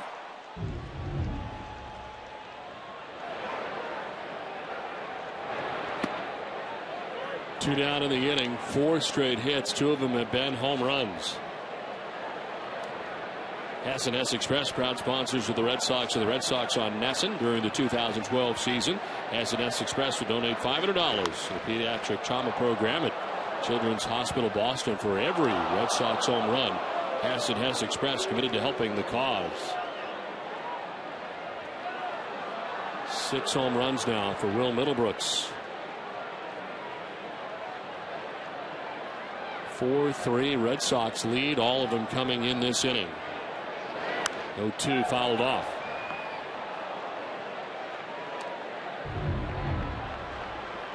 This was coming at him pretty hard. Yeah, that's not one you want to make a play on right there or even attempt it. Wait till it stops rolling, then pick it up.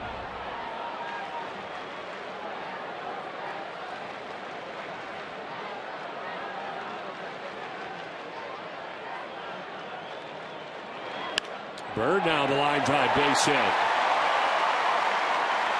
Red Sox have had some very good swings at Drew Smyly here in the 4th inning. Yeah. We wonder before how long it'll be before this Tigers pen gets busy. Little different second time around against Smyly. None of the Red Sox have seen him before. He breezed through it the first 9 hitters of the ball game with the exception of Bird. But second time around, the Red Sox have caused some real damage.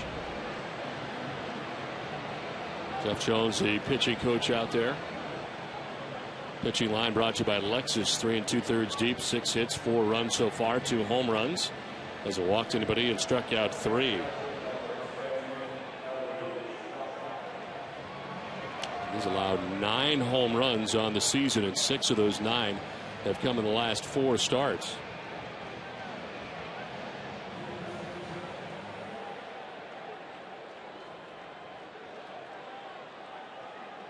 Two down in the 4th inning. Bird at first and Kelly Shopik, the batter, flied out to the right fielder Brennan Bosch in the 3rd inning.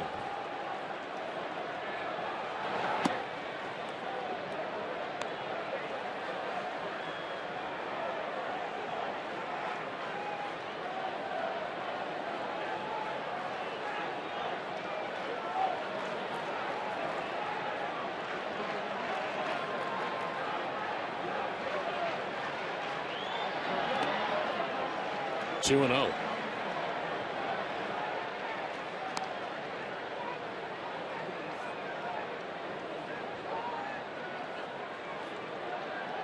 Smyly had retired 12 of the first 13 batters he faced, but everything changed with a couple outs in the inning. Red Sox with 4 runs, a runner at first base right now. Big Poppy with a 2-run shot. Middlebrooks a 2-run shot. There's a 2-0 to Shopik. They'll foul it off. 2-1. And Shopik with a home run swing on that 2-0 count. Fastball just a little bit away from Kelly and fouls it off behind him. This is the first time Smyly's had this happen in his previous outings. First time through has been his problem, and the rest of the night opponent's batting averages have been dwindling, but that's not been the case tonight. Second time through, Red Sox have done a lot of damage, including taking the lead as they check on Bird at first.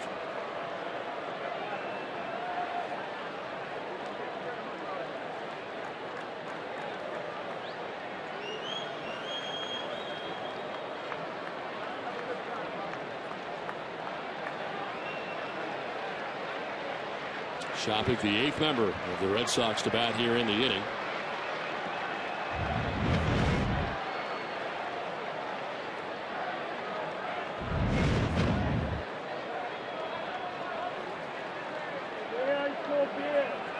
Time called as Prince Fielder's coming in from first base to talk to Smyly.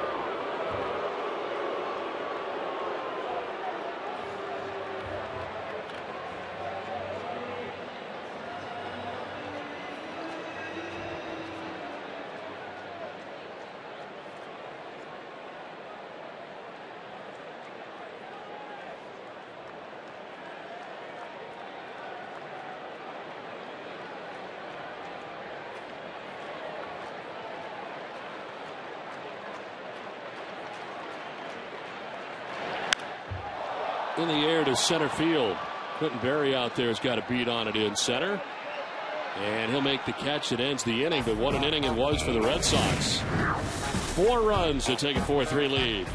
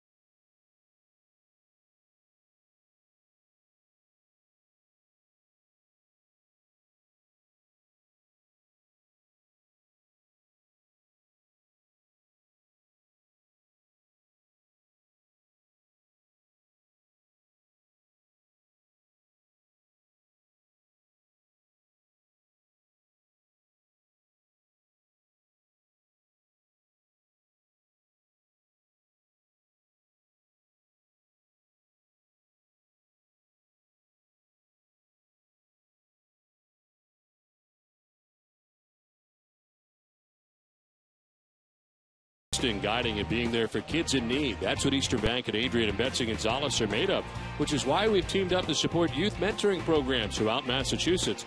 To find out more, go to easternbank.com/Adrian.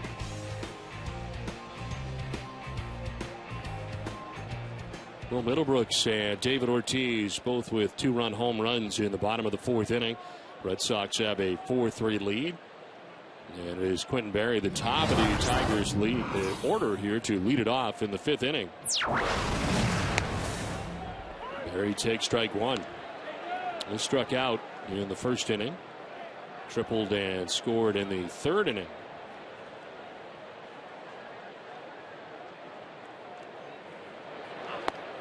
Swing and a miss, and it's 0-2.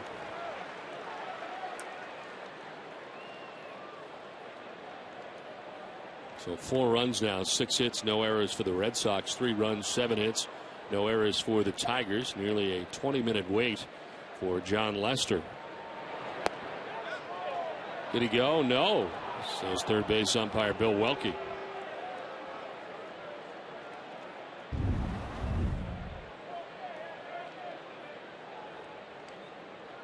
Everything was out front except the barrel of the bat.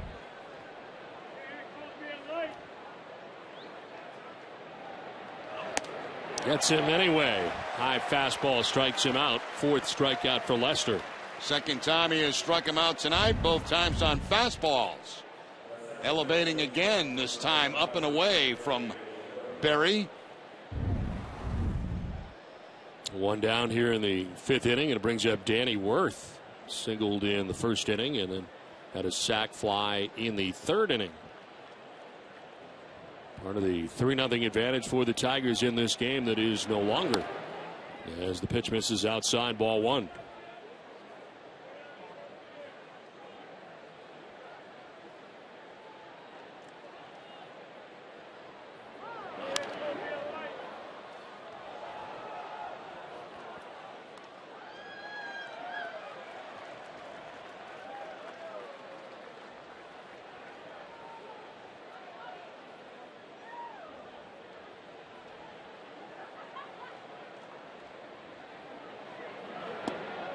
Drops in there for strike 2, 1-2.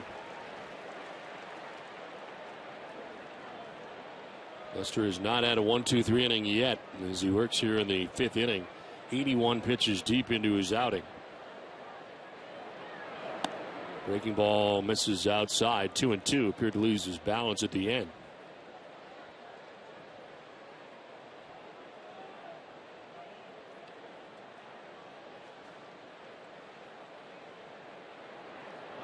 Swing and a miss. Strikes out Worth. Back-to-back Ks for Lester. 5 in all, 2 down. A change up that time from John Lester. Not exactly where he wanted it. A little bit higher than he'd like it, but still effective. Off speed enough to fool Worth.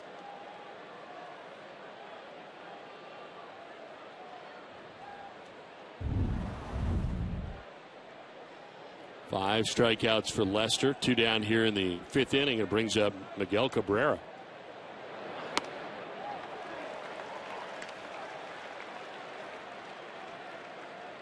Cabrera singled in the 1st inning. He doubled in the 3rd inning and scored. So 2 for 2 for the Tigers' 3rd baseman so far tonight.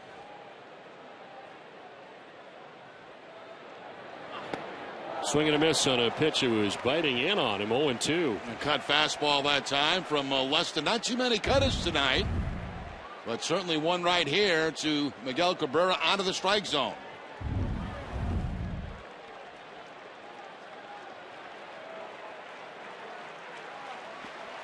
The 0-2 pitch. On the ground down the 3rd baseline, foul.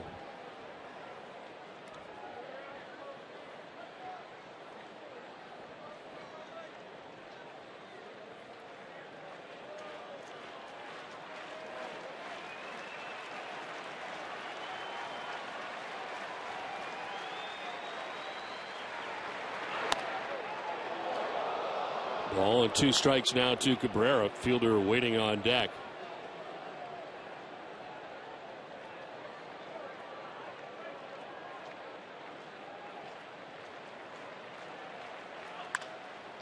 Down the line at first, it is a fair ball. Rolls around in the corner. Over to play it is Adrian Gonzalez. To second base goes Cabrera. His third hit of the game and his second double of the night. It's amazing. I mean, this guy is just a great, great hitter. And great, especially against John Lester. 455, as I mentioned, coming into the game. He's 3 for 3 tonight. Right down the first base line. He goes line to line. He is something to watch hit.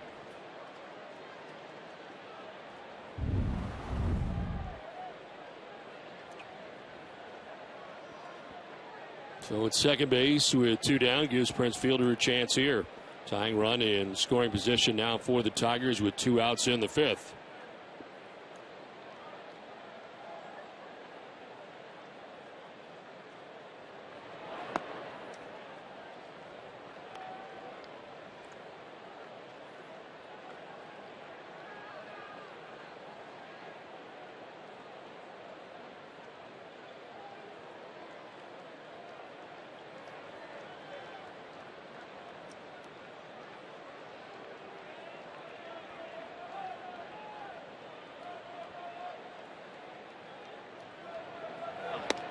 That's a strike, and it's 1-1. It's time now for tonight's AT&T trivia question. Which 2 active managers have won Manager of the Year with 2 different teams? They'll be answered for you a little bit later. 2 down here in the 5th inning. Miguel Cabrera at second base. 1-1 to Prince Fielder. Tap back to Lester. He'll run a bit and flip underhanded for the out. That ends the top of the 5th inning. Halfway through this one, it's 4-3, Boston on top.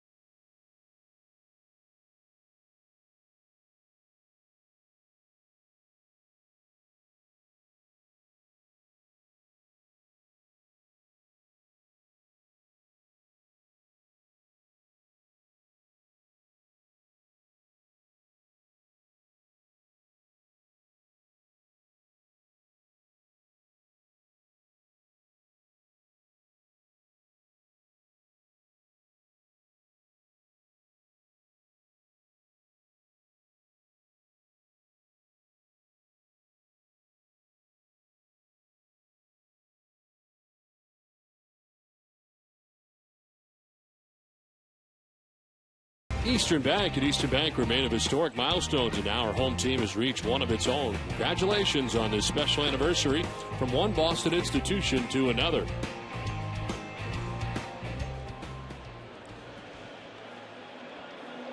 Four to 3, Red Sox have the lead over the Tigers. We head to the bottom of the 5th inning.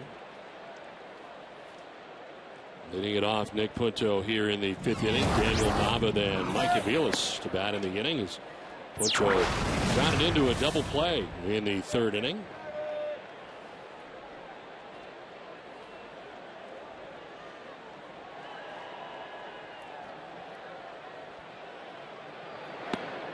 What are you doing?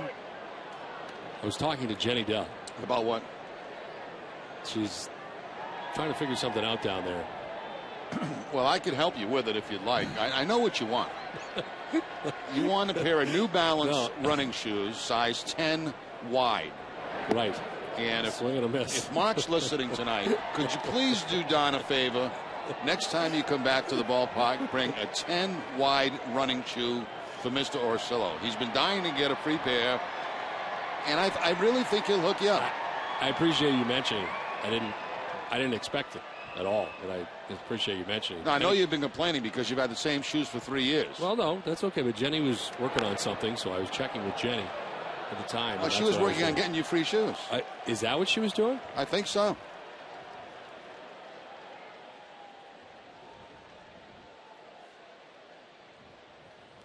So maybe Mark can come through and. Forgot I had this on.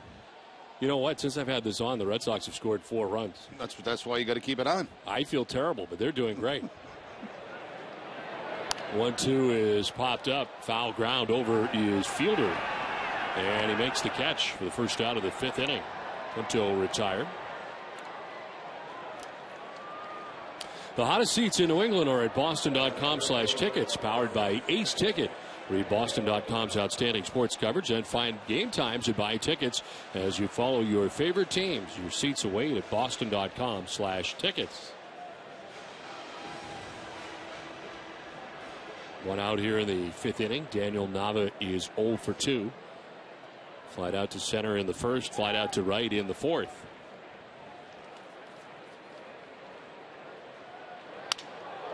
Line to left field. It's a fair ball. Fan may have touched it, and it'll be a double. As into second base goes Nava. Nava, who had been only 2 for his last 20, picks up the double down that left field line with 1 out here in the 5th inning. Ball inside, topspin line drive. And Nava standing in scoring position with 1 out.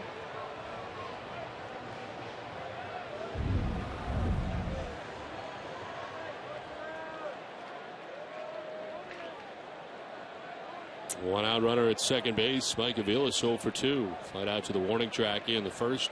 Struck out looking in the 4th inning. Off the end of the bat, kind of cued out to Fielder at first base. He will tag the bag. And on to third base goes Nava. 2 down in the 8th. I'd be willing to bet that next time Mark shows up from New Balance in the Red Sox clubhouse, you will have a nice pair of 10 wide running shoes. You think so? I really do. That would be great. He's a great guy. Takes good care of everybody. He has taken very good care of us. I know that. He has. So. Look at that beautiful sign.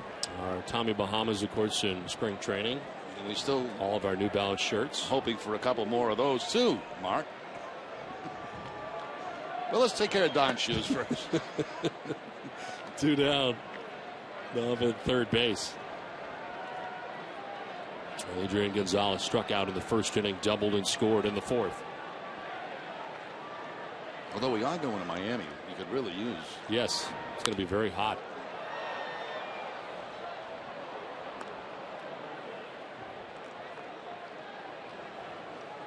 A little nervous about the Miami trip, to be honest with you. I know it's bugging you, and it's the whole driving thing is what has really got me.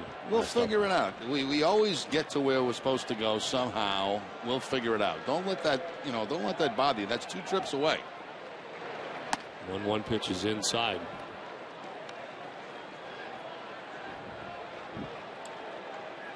And maybe that's what we should do. Start in Fort Myers, and then we know how to get to Miami from Fort Myers. We've done it. Just go across Alligator Alley. Nava doing some dancing down the third base line, grabbed the attention of Smiley.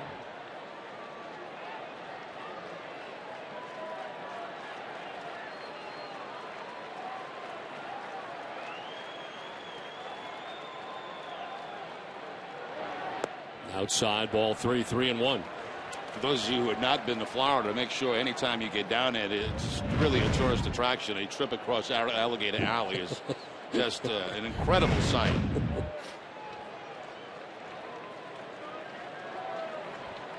We didn't go this year, did we?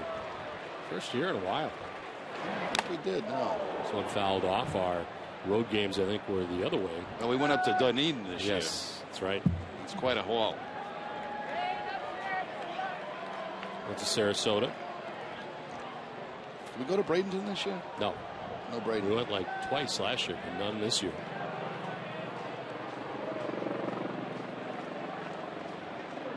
Here come your shoes now, Don, in the helicopter.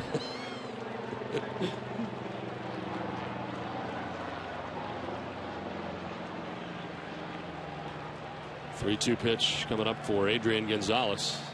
And he strikes out. Smiley gets him for the second time tonight. Through 5, it is 4-3 Red Sox.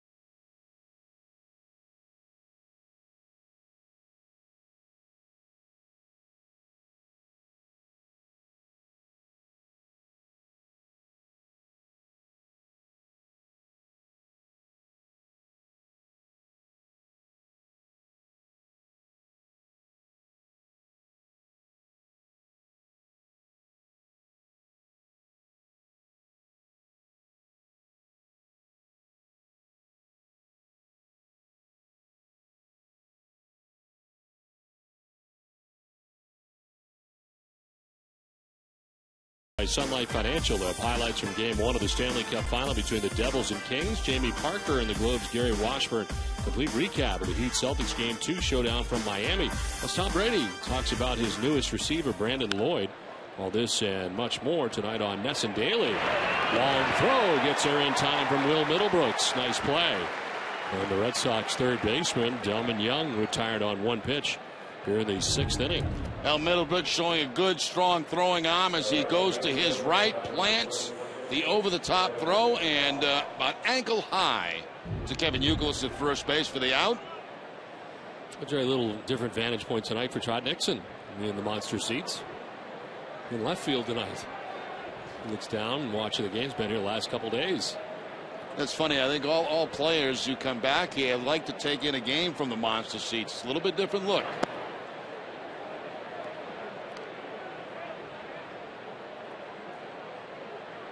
Did you come back as a fan after you had played, or did you come back only as an announcer? I think just as an announcer, because I coached for a year. Because I'm wondering what that experience must be like. And then I took a year off from coaching before I got this job, and I don't believe I did come to a game.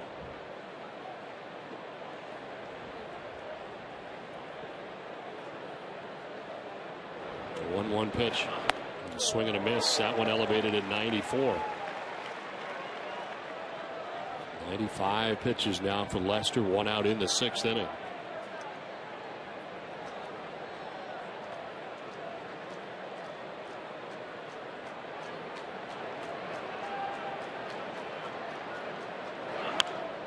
Fouls it off himself. Still 1-2.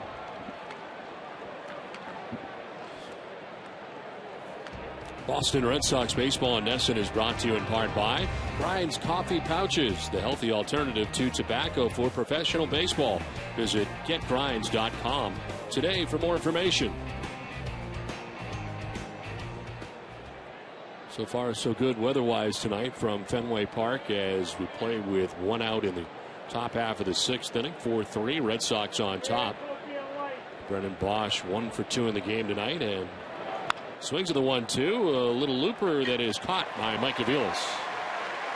Let's check in with Jenny Dell. Jenny. MLB News and Notes are brought to you by Nissan. The Indians have lost Travis Hafner for 4 to 6 weeks with a knee injury. It is the 6th DL trip for him in the last 5 seasons, and he is scheduled to have surgery tomorrow. Melky Cabrera set a San Francisco team record with his 50th hit of the month last night, breaking the record set by Willie Mays. He leads baseball with 77 hits this season. And speaking of record-setting months, the Miami Marlins won their 20th straight game of the month last night, setting a new team record. The Marlins were 8-14 in April. And Don, I do not have any updates on shoes for you yet. Nothing yet, huh? An email has been sent.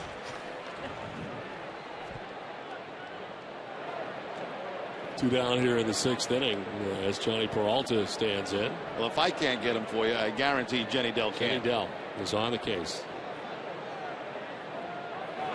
Swing and a miss, and it's 0-2. We'll be looking forward to that update a little bit later in our show. We'll be checking in with Jenny Dell every half inning the rest of the game until we.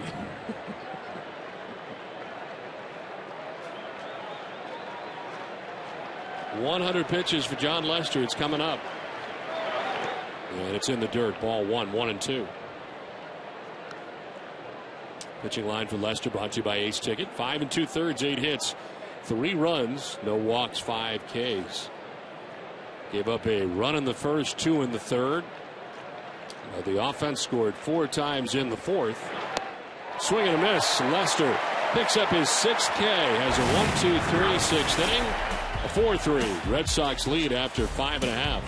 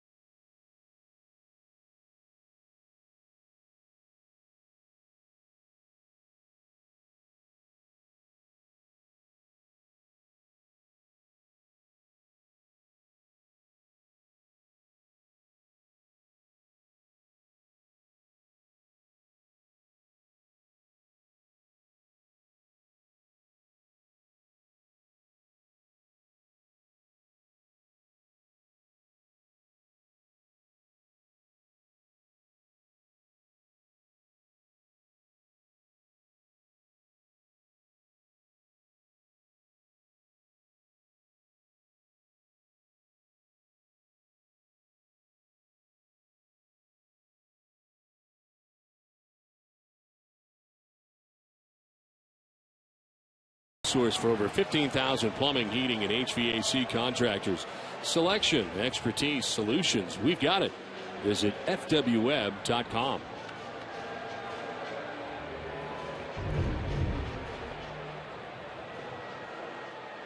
Last of the 6th inning back at Fenway Park. David Ortiz leading it off.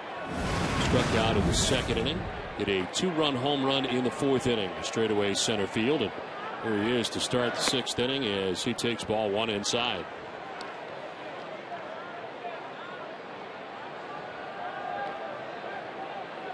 Red Sox getting all of their runs in the 4th inning off Drew Smiley. Otherwise, he has been very good. Ortiz wraps it foul. Evens the count of 1-1. And for Big Papi, back in the 4th inning with Adrian Gonzalez at second base and 2 outs. This to center field. Home run number 12 of the year for Big Papi. Ties him with Craig Nettles at 390. Jolt to left. Up and off the wall. Young will play the carom. Ortiz will stop with a long single. Good thing he did. Young got it in very quickly. And Ortiz with a wall ball single, and he just keeps rolling along. And he just keeps wearing out left field, especially against left-handed pitches. That average well above 300 against lefties this season. Ortiz rounding first base, thinking about second, but after a second thought, goes back to first base, and a wise choice.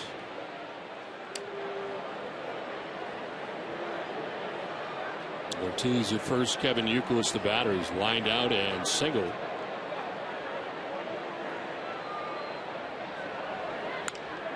To center field for Quentin Berry. Makes the catch for the first out of the 6th inning. Well, with Will Middlebrooks coming up, it's time now for the Coors Light Cold Hard Blast. And Middlebrooks with a 2-run home run of his own in the 4th inning. His 6th home run in the majors. A line drive home run. Cross-brewed Coors Light, the world's most refreshing beer. 1 on, 1 out. Middlebrooks has also grounded out along with that 2-run home run.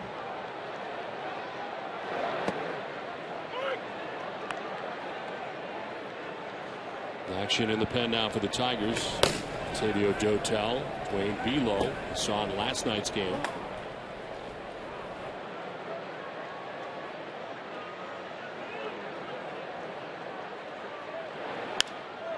Fly ball to right field, and Brennan Bosch makes the catch. 2 down.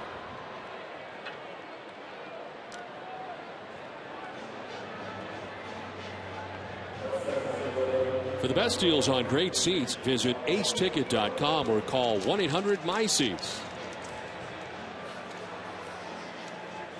Checking out the matchups right now. Jim Leyland along with his pitching coach Jeff Jones. 2 outs here in the 6th inning as Marlon Byrd settles in on the right side. His 3rd at bat of the night against Drew Smiley. He has singled twice, once to right, once to left.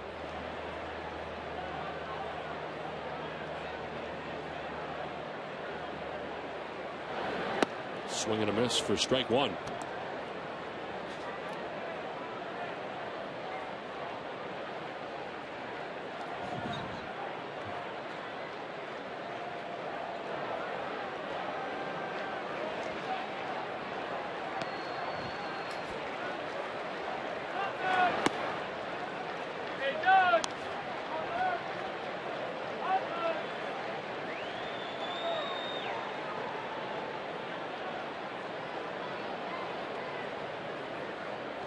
Leadoff single by David Ortiz, but back-to-back fly ball outs. Bird hits it hard on the ground to 3rd, picked by Cabrera. He'll go to 2nd for the force out that ends the inning. We're through 6 from Fenway. Red Sox have a 4-3 lead.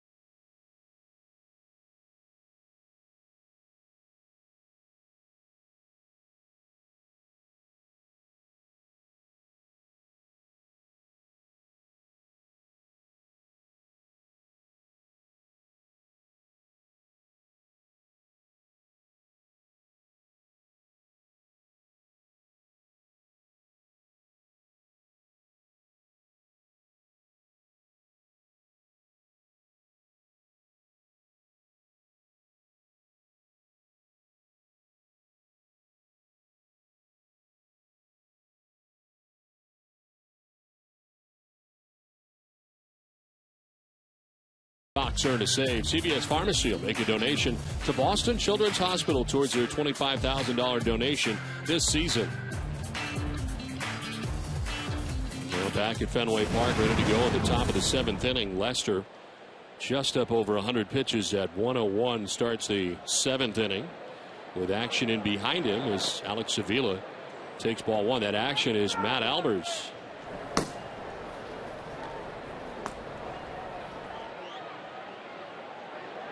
Avila is 1 for 2 in the game tonight. Single to right in the 2nd inning. Struck out swinging in the 4th.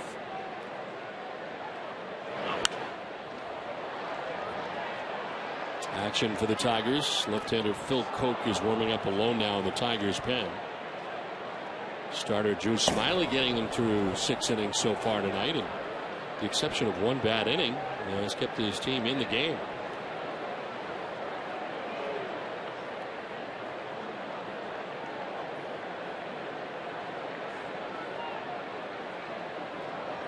One. Foul down the first base line. 1-2.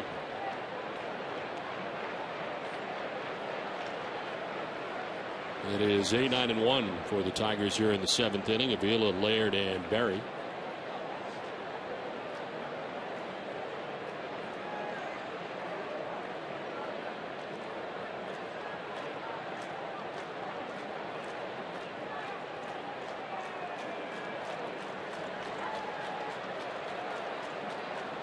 One-two pitch to Avila. So if this game stays the way it is, I wonder if we will see Alfredo Aceves for a 4th day in a row. That's a good question, Don. 4 straight days for Aceves. I mean, we know he's got a rubber arm and he'll be willing to go. He's out there in the bullpen. I wouldn't be surprised. 2-2 pitch bounces in. Full count.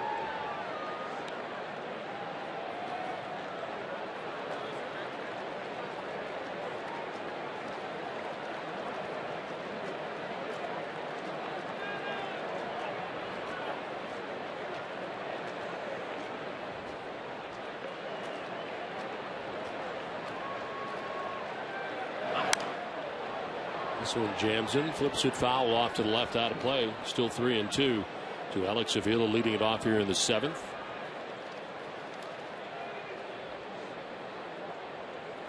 Next half inning, we will check in with Tom Caron, get an update on the Orioles and Blue Jays playing tonight at the Rogers Center. That's the next destination for the Red Sox after the game tomorrow night. They'll be traveling to Toronto. 3-game series against the Blue Jays. 3-2 is hit well to left. Back goes Nava, but it's going to grab some wall about halfway up the wall. Nava gets it back in towards second base, and the throw will be in time. They got him. Nice tag as well by Nick Punto at second base. The throw from Nava, 1 down.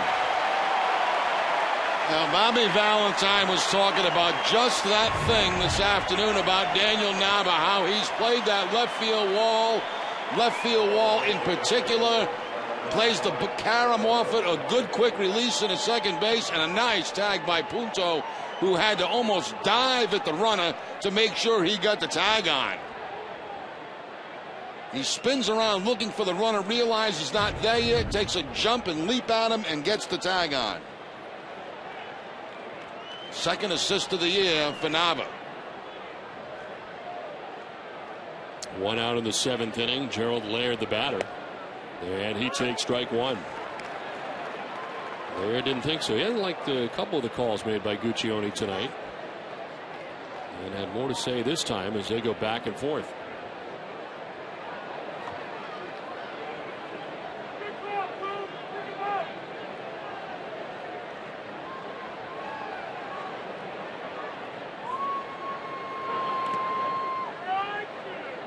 Bounced into a double play in the 2nd, grounded out to third base in the 4th. 0 for 2.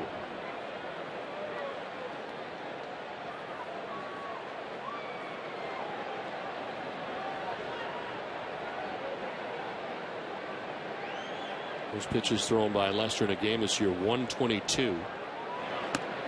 As he misses outside, 2-1. 122 is in a 7-inning win at Chicago against the White Sox. 7 innings, no runs in that outing.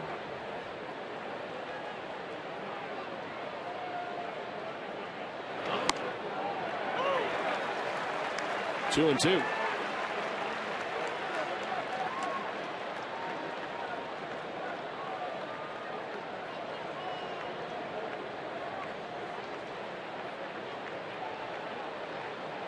Top of the order, Quentin Berry waiting on deck. Tigers batting their half of the 7th inning.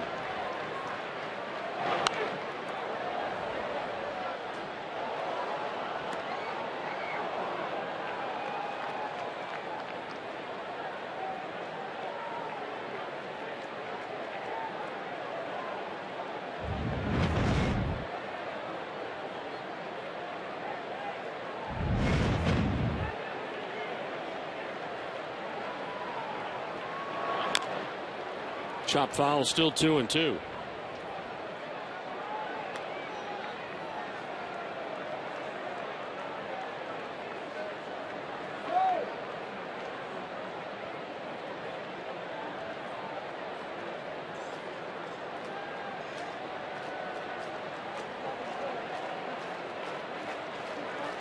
Lester with 6 strikeouts in his outing.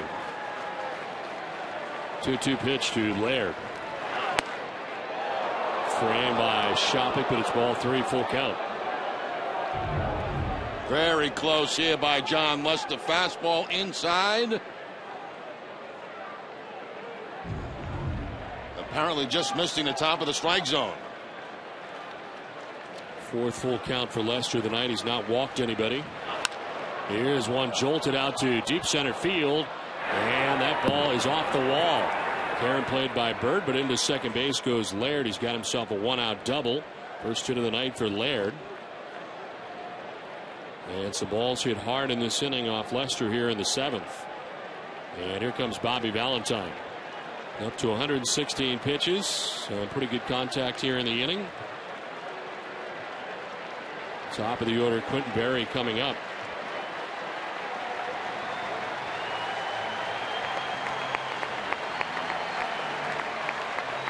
Not so sure he's going to take him out, Don. Got the left-handed Berry coming up there. So he will keep him in.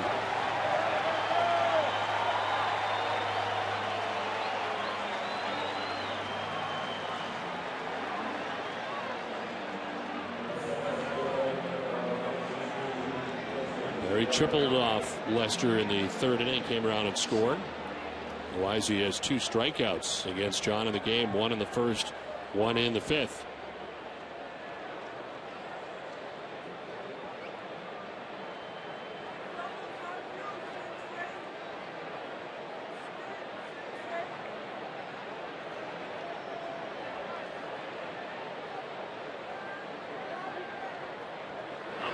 Drops a bunt down, but foul.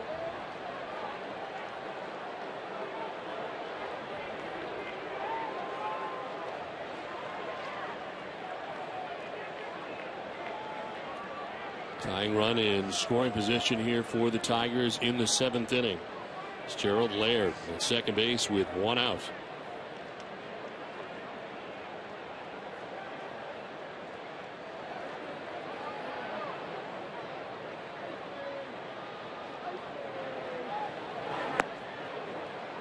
One ball, 1 strike.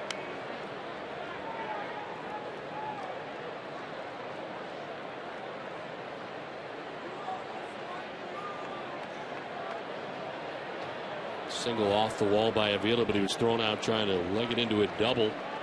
And Laird with a double off the wall in center. Now a 1-1 pitch to Berry. And he slices it foul, 1-2.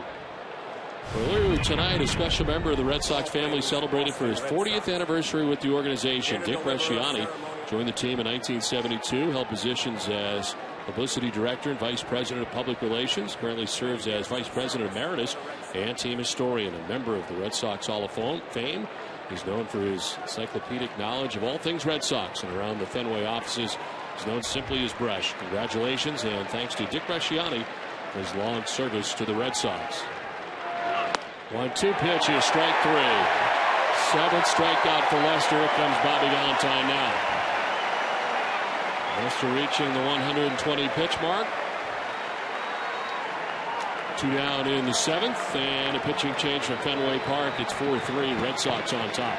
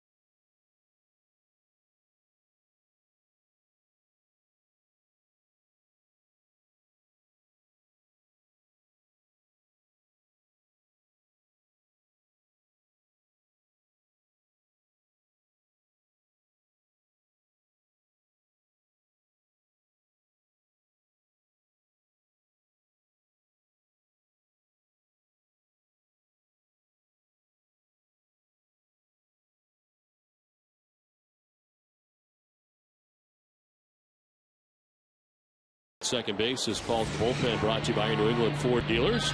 Matt Albers comes into the game here in the seventh. His 19th appearance, no record, 2.14 earned run average. 21 innings, has 13 Ks, and opponents hitting under 200 against him in 192. Andy Dirks pinch hitting here for Danny Worth and fouls it off.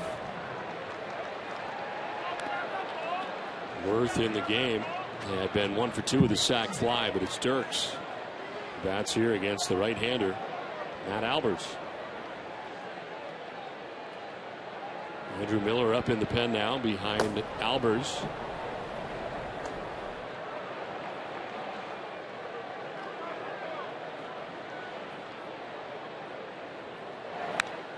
Fouled back, 0-2. Lester responsible for Laird at second base after he goes 6 2/3. He's up 10 hits so far, 3 runs, no walks, 7 Ks in his outing tonight.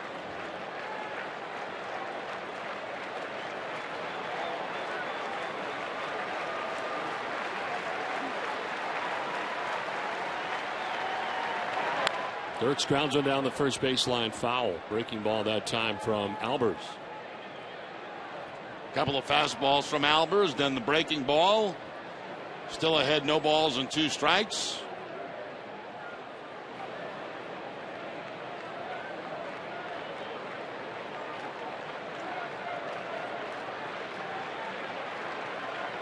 Laird at second base represents a tying run for the Tigers. Here's an 0-2 pitch to the pinch hitter Dirks.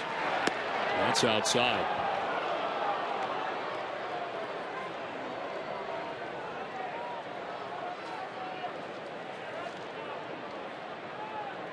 Albers has allowed runs just twice in his last 13 outings, dating back to April 24th.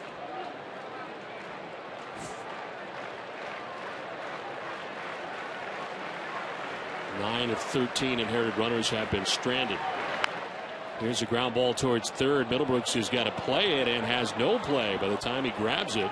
No advance for the runner at second base, but by the time he's able to pick it up at third base, it is an infield hit for Andy Dirks. That's a cue shot right down the third baseline, and absolutely nothing at all Middlebrooks could do except watch it roll and watch it stay in fair territory. Picks it up, no throw anyplace.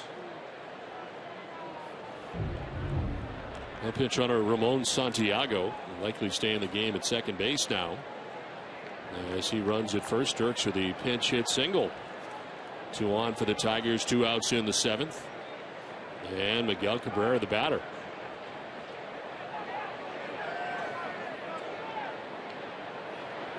Swing and a miss.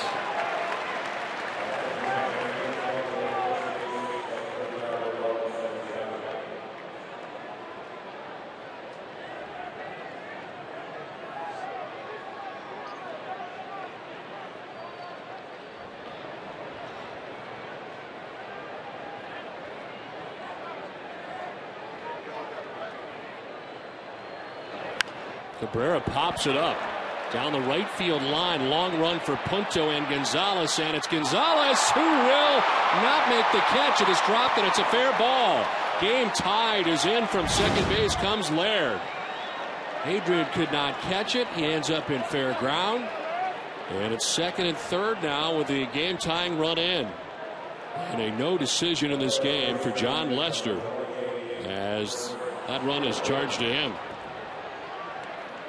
Well, really not much Gonzalez could do. I mean, it's only so fast that he can run, and as he comes into this ball, he's looking toward Punto, goes into the slide, clearly in fair territory, cannot come up with it, and the game tied.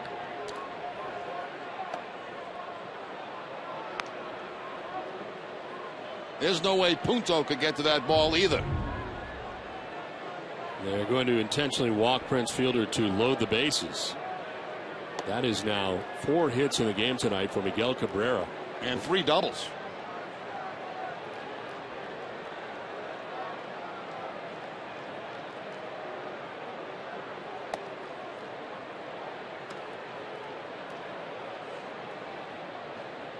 It's going to be a bases loaded situation for Delman Young.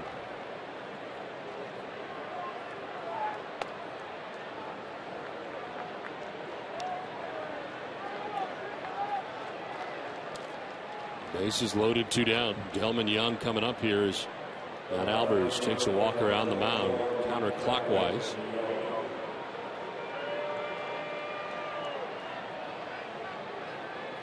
Delman Young tonight 0 for 3. He's grounded into a fielder's choice and grounded out twice to Will Middlebrooks at third base. Bases filled with Tigers. 2 down in the 7th inning, and now a tie game. There's strike 1.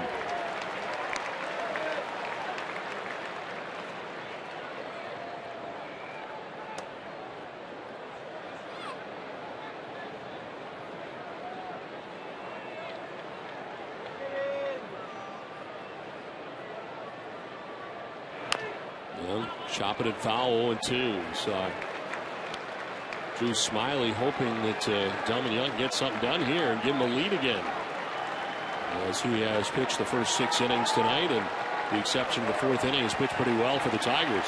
There is action in the Tiger bullpen. We'll see if Smiley comes back out.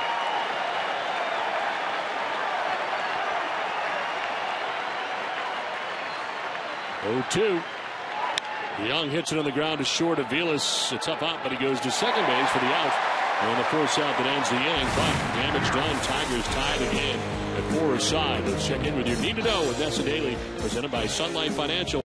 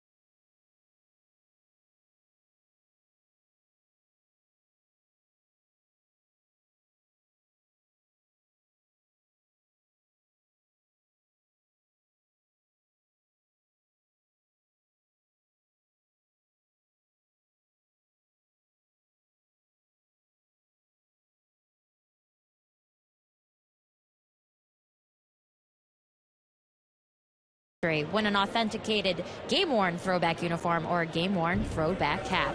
Each one is autographed by the player who wore it on the April 20th game celebrating the 100th year anniversary.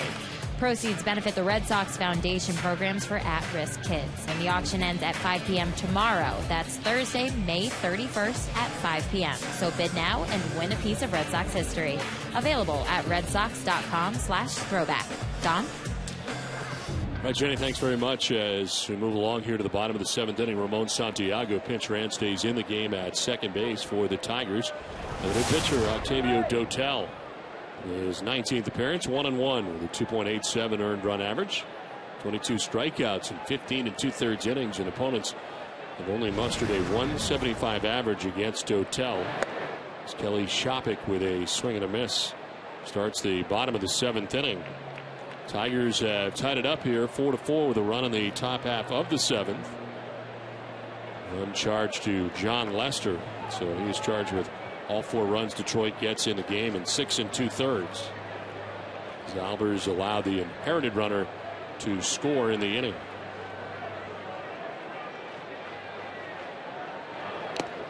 Swinging a foul tip into the catcher's mitt, 0-2. First 2 fastballs at 91 and 92 for Dotel.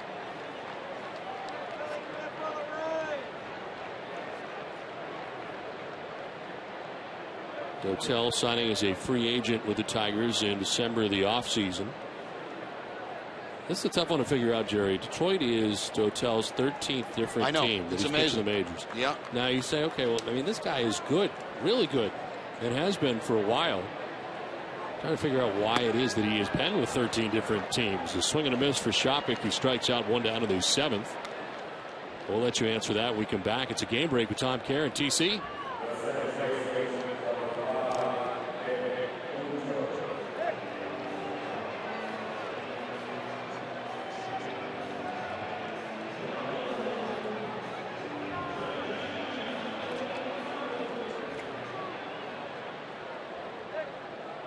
Okay, Tom, thanks very much. 1 out here in the 7th inning. Nick Punto, the batter, is 0 for 2. Shows bunt, pulls back, and takes strike 1. You're talking about Dotel, Don, and it's hard to figure. I mean, the guy's always had good stuff. He's closed a few times in his career, but he's basically been, you know, a setup guy, and a lot of times those guys move around to different clubs. But, I mean, that many clubs? 13 different teams for him. He broke into the big leagues in '99 with the Mets. Pitch and a foul tip. And it is 0-2 to Punto. Dotel was in the Mets organization. Bobby Valentine was there. He was coming up through the Mets system.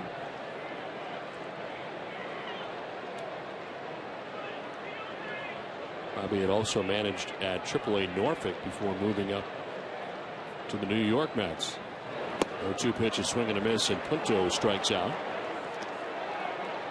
Well, so far, Dotel making it look pretty easy. All fastballs to pick up 2 strikeouts here in the 7th inning. Fastball away from Punto that time. So 2 down in the 7th inning. Daniel Nava coming up.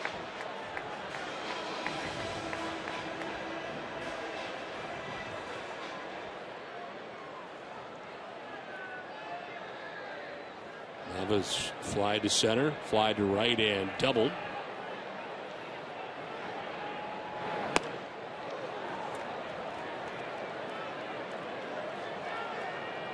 The last time that Dotel was used as a regular closer was 2010, when he had 22 saves between Pittsburgh and Los Angeles. Split the season last year between Toronto and St. Louis.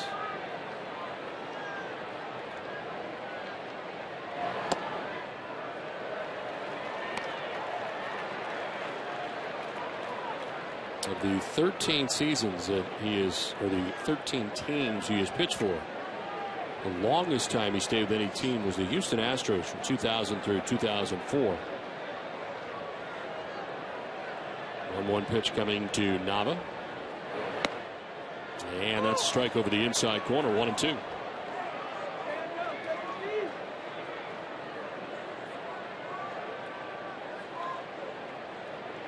Look at his career numbers: 109 saves. 2 seasons where he had 22.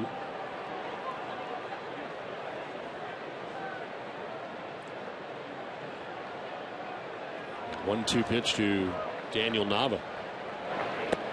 Breaking ball outside, 2-2.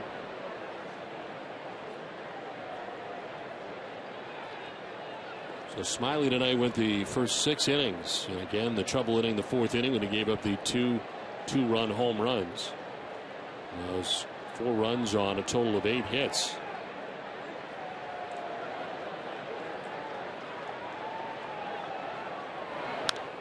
Nava fights it off foul, still 2-2. Covidien, a global healthcare products company, is a proud sponsor of the Red Sox Foundation, helping to address health needs in our communities. 2 outs here in the bottom of the 7th inning. Back-to-back strikeouts for Dotel of Shopik and Punto. Now a count of 2-2 to Daniel Nava.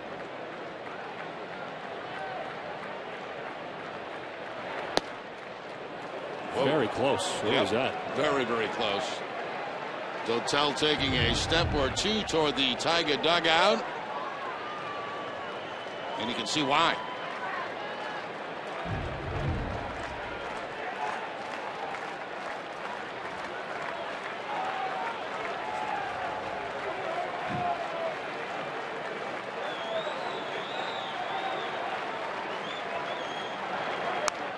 Fouled off again. Nava stays alive.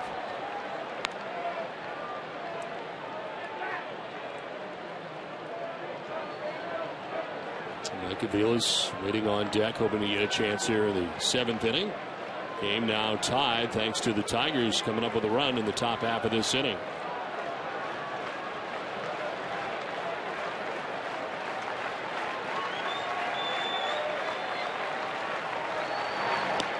That gets away. Ball 4, and down to first base goes Nava. First walk given up by Tigers pitching in the game. Well, it is time now for the answer to tonight's AT&T trivia question, which 2 active managers have won Manager of the Year with 2 different teams. Jim Leyland and Buck Showalter. Leyland is a 3-time Manager of the Year, winning the award twice as the Pirates manager in 1990 and 1992. Took home the award a 3rd time in 2006 with the Tigers. Showalter won the award as the Yankees manager in the strike-shortened season of '94, and won a 2nd time 10 years later as the manager of the Texas Rangers. Swing and a miss for Mike Aviles.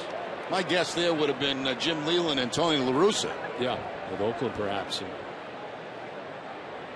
St. Louis. Here's the difference. He is inactive. This is active manager. So you would have been right, but inactive.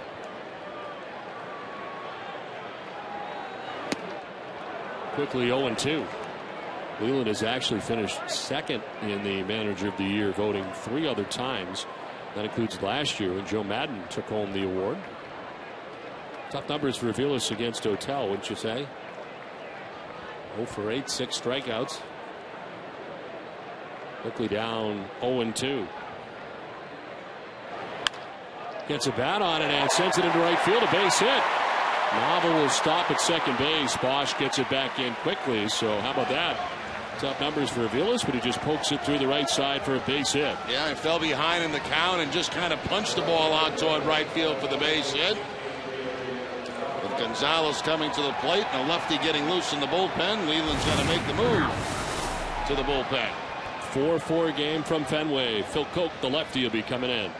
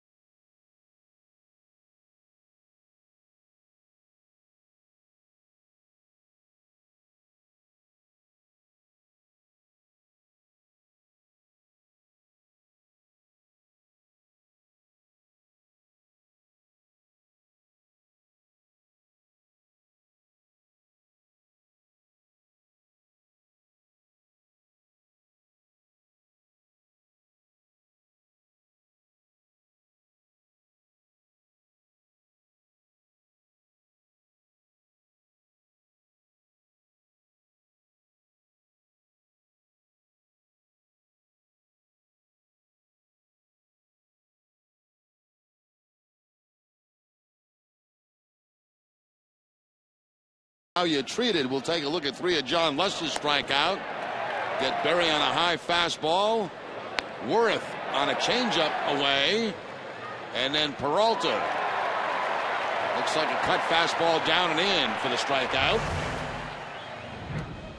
Phil Koch, who literally just sprinted in from the bullpen in right field. He's got to be out of gas, but apparently not, as he's in the game now, his 23rd appearance. 1-1 with a 4.50 earned run average. Opponent's hitting at 297 against Koch. Yes, he comes in at a full sprint all the way from the bullpen to the mound.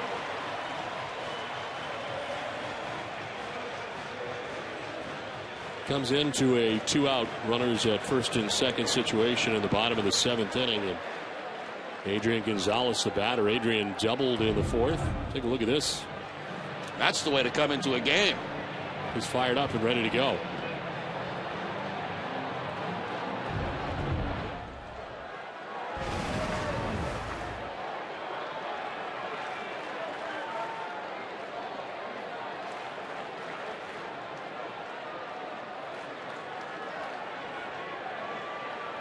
Phil Koch, the former New York Yankee, part of the Curtis Granderson, Austin Jackson deal. Tap foul.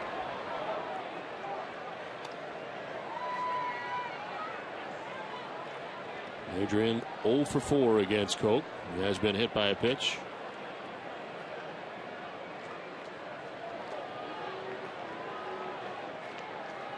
They flirted with the idea of making Phil Koch a starter for a little while last year. And back on a regular basis in the pen. The left-hander here facing Adrian Gonzalez. 2 outs, 2 on in the 7th inning.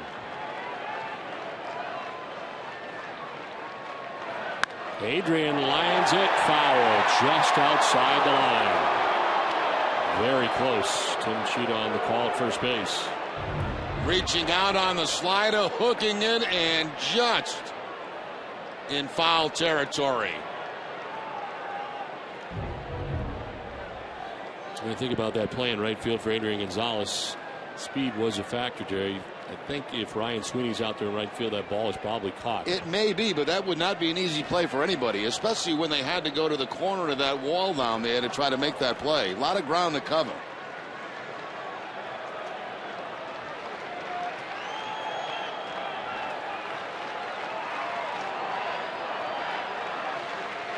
The 0-2 pitch. To right field. Bosch going back on the run. He won't get there. One hopped up into the seats. Ground rule double. It'll score Nava and give the Red Sox a 5-4 lead.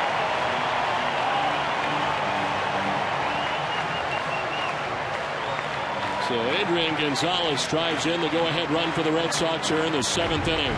And again, it's a breaking ball and an off-balance swing by Gonzalez.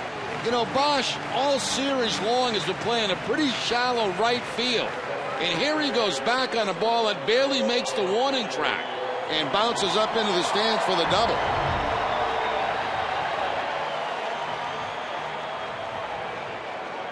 So 2nd and 3rd now, and David Ortiz coming up.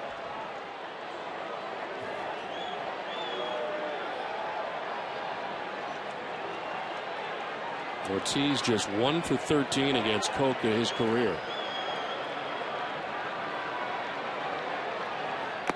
A foul tip into the catch is meant for strike 1. Tonight, David with a 2-run home run in the 4th inning, a single in the 6th.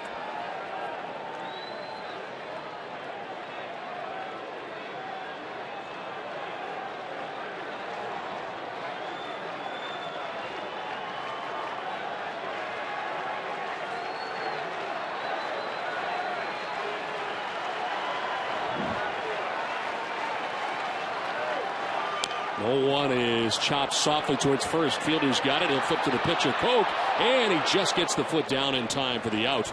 That ends the inning, but the Red Sox take the lead. They get a run in the 7th thanks to Adrian Gonzalez. 5-4 Red Sox on top.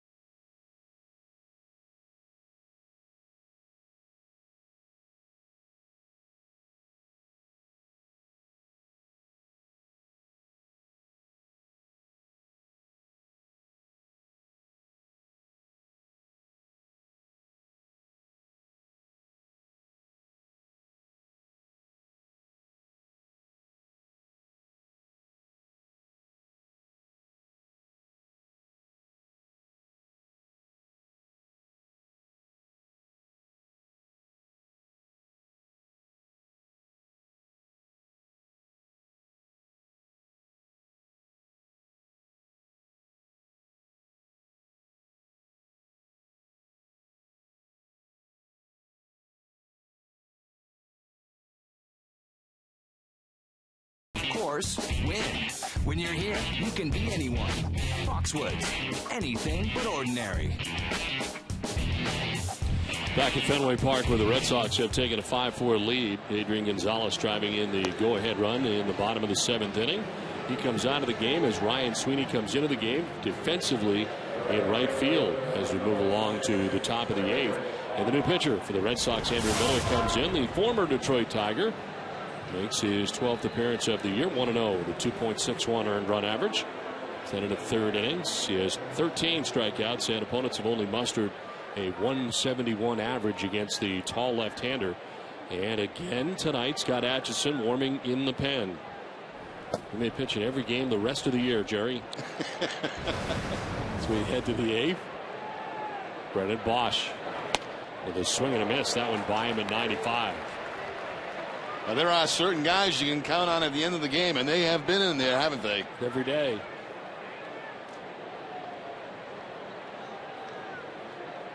Bosch with a single in the 4th inning. Slide out to center, lined out to short. That one again by him. A little more, 96 that time, 0-2.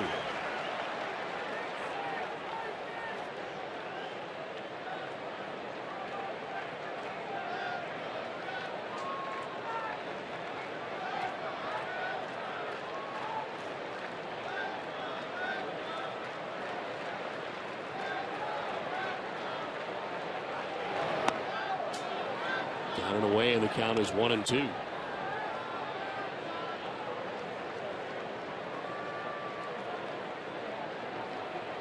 Red Sox trailed 3-0 in this game, scored 4 runs in the 4th to take a 4-3 lead. Tigers tied it up in the top of the 7th. Red Sox take the lead in the bottom of the 7th inning.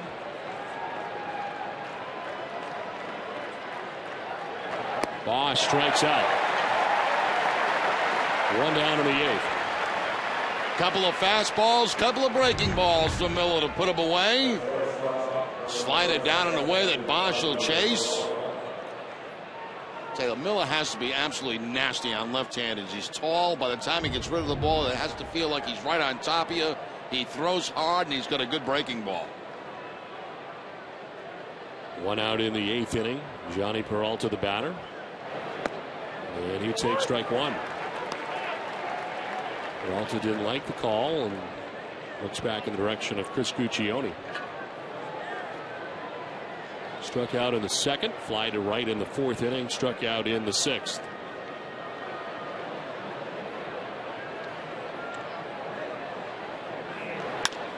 Line foul.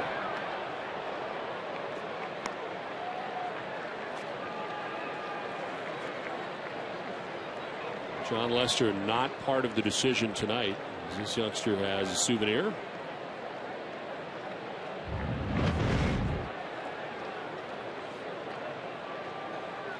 Six and 2/3 for Lester tonight. 10 hits, 4 runs. Peralta gets straightened up at 95, 1-2. Albers allowed the inherited runner to score as he went at 3rd, not charged with a run of his own. Now Andrew Miller on here to pitch the 8th. He's got 1 out so far in the 8th.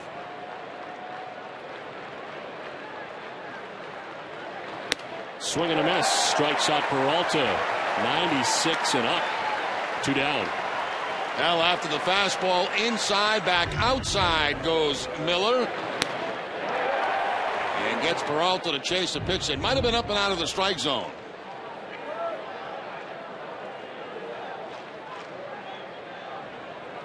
Nine strikeouts tonight for Red Sox pitching. 2 down in the 8th. And here's Alex Avila. Singled in the 2nd inning. Struck out in the 4th. Singled in the 7th.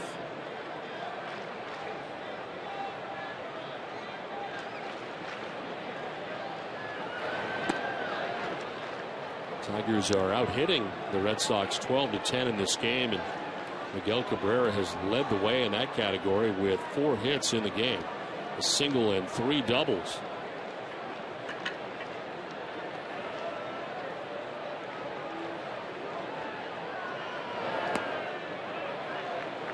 Did he go? No, says Bill Welke, third base umpire. 2-0.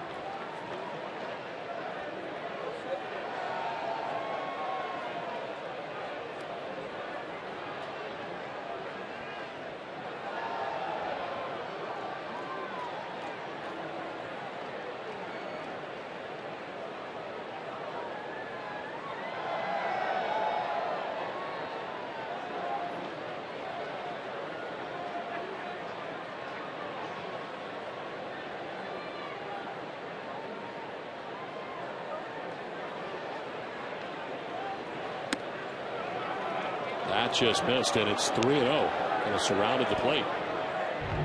3 straight breaking balls from Miller.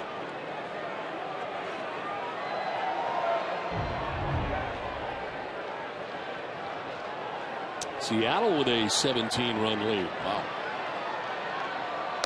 Ball 4 and a 2-out walk to Alex Avila. Boston Red Sox baseball in Nesson is brought to you by Eastern Bank. At Eastern Bank, we're made of free checking that's got nothing to hide, which means no fees or any other types of curveballs. Check out what else we're made of at easternbank.com. Bobby Valentine to the phone, a 2-out walk for Alex Avila. And here comes GERALD LAIRD, who hit a double off John Lester in the 7th inning. 1-for-3 night for the Tigers DH. Laird to center field. Deep was Bird. He comes in, goes into the slide, makes the catch. Marlon Bird diving head first to make the grab. 5-4. Red Sox have the lead.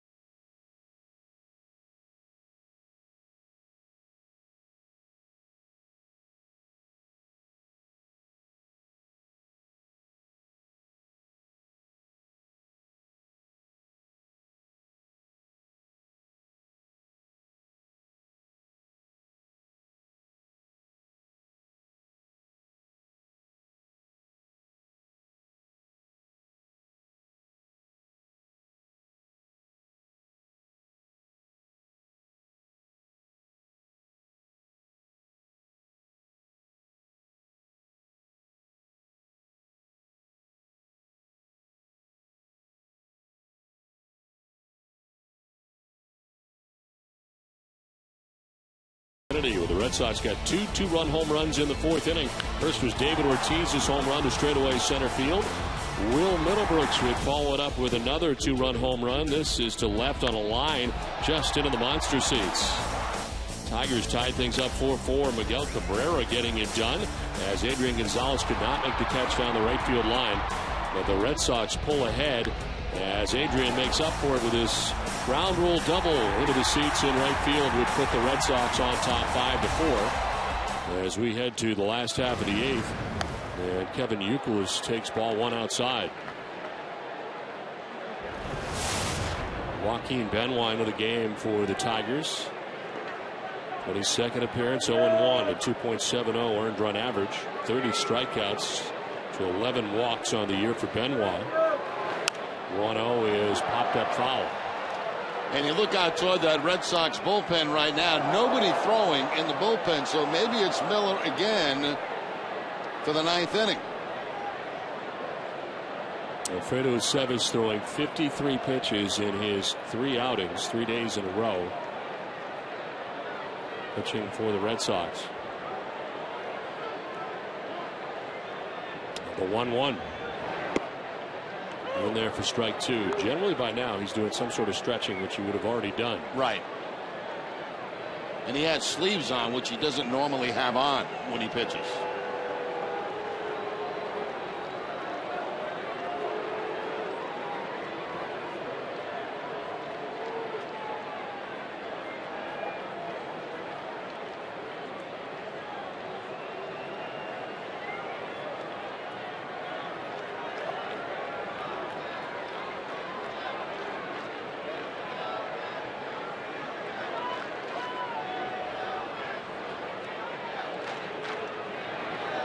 1-2, high and deep to left for Youkilis, and very gone.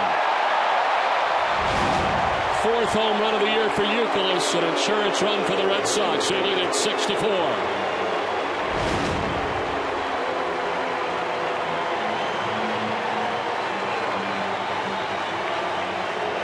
Kevin Youkilis flexing his muscles on a changeup from Benoit. Threw him a fastball, a slider, then a changeup. Youkilis stays back on it and picks up his 4th of the season. Home runs have been big for the Red Sox tonight.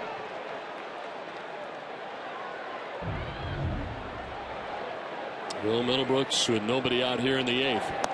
And a wild swing and a pitch up.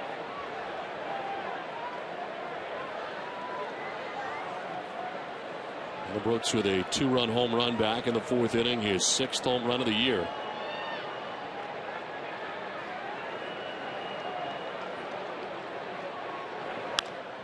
To right field, little bloop. Bosch, who's been playing shallow, had been playing deep.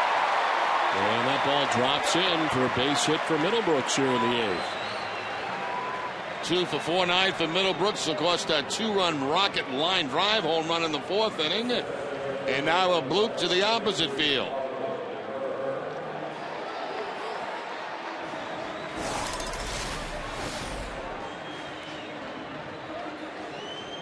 Well, the Home Depot defensive play of the game. Marlon Byrd coming in to make the catch in center field.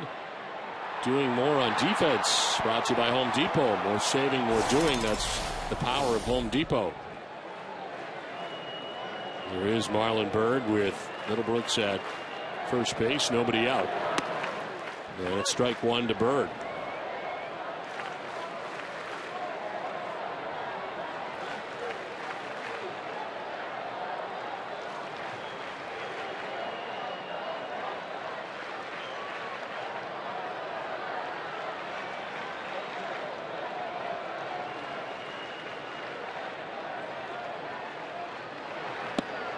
No 1-2. Then won his last 5 outings, giving up 1 earned run and 5 1/3 coming into this outing here tonight before he gives up the home run to Youkilis, single to Middlebrooks. He's tied for 3rd among American League relievers with 30 strikeouts. No 2 pitch coming up to Byrd.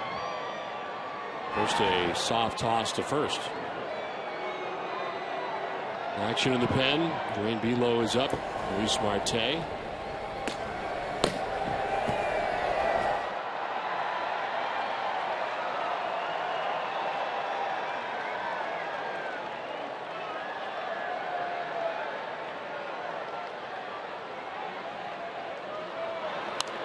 Fouled off to the right.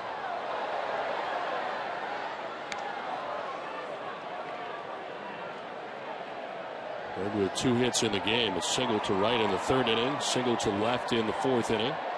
Reached on a fielder's choice in the 6th inning.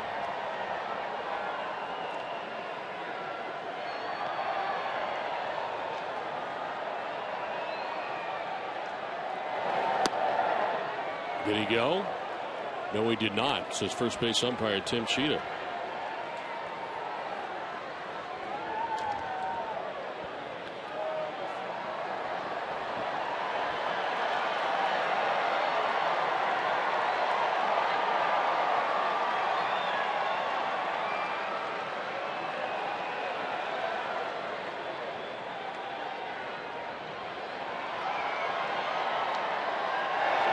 Broken bat, little soft grounder right side. Santiago flips quickly, and it's in time. Diving forward and over the bag was Byrd. Taking second is Middlebrooks with now 1 out. I want to remind you, coming up immediately following the game, stay with us for WB Mason's Red Sox Extra Innings Live with TC, Peter, and Jenny. Get a breakdown of John Lester's start tonight, and here is post-game comments. Plus, manager Bobby Valentine will offer his thoughts on this Game 3 of the series from Fenway's interview room. It's all coming up after the game, and it's only on NESN. Now, Don, take a peek out to the bullpen. Look who's warming up. How about that? He waited for what? 1 out in the inning. And he is going to work with his sleeves on. Again, 53 pitches over his last 3 outings in the last 3 days. Shopik fooled on the pitch.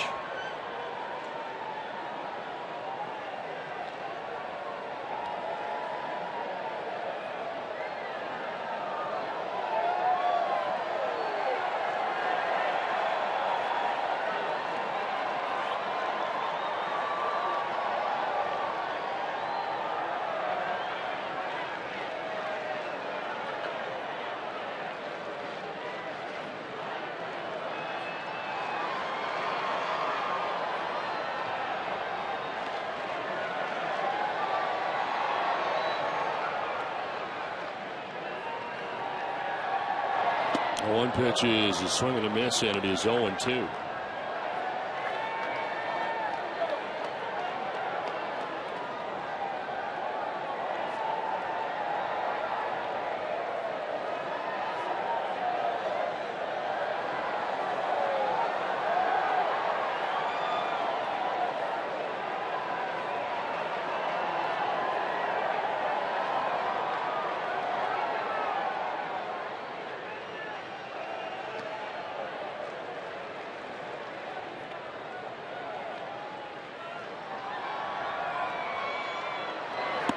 Low 2 pitches, a swing and a miss as Shopik strikes out, and there's 2 down in the 8th. Back to the slider again to Kelly Shopik, down and away. Second out of the inning here for the Red Sox, but one big run on the home run by Youkilis. So 2 down here in the 8th. Jerry, I know you were on Dennis and Callahan this morning, and President CEO of the Red Sox, Larry Lucchino, announced that they're going to be auditioning some people here at Fenway Park for the PA announcer position.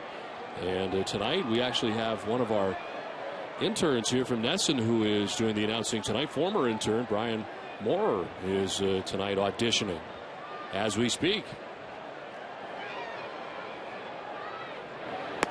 Not going to be easy to replace the late Carl Bean, of course, and we've heard a series of voices so far this season at Fenway. We're going to hear more as the year goes on. 2 down in the 8th.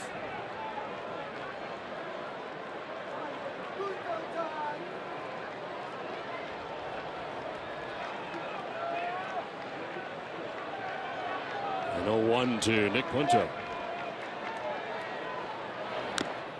This one fouled off. 0-2.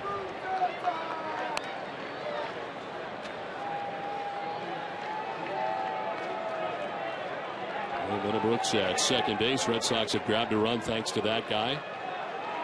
Youkilis with a home run to begin things here in the 8th.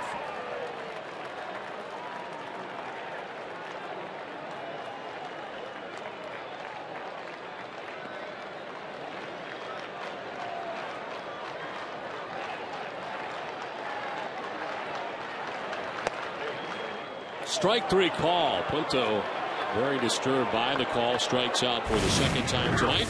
We head to the ninth, 6-4 Red Sox.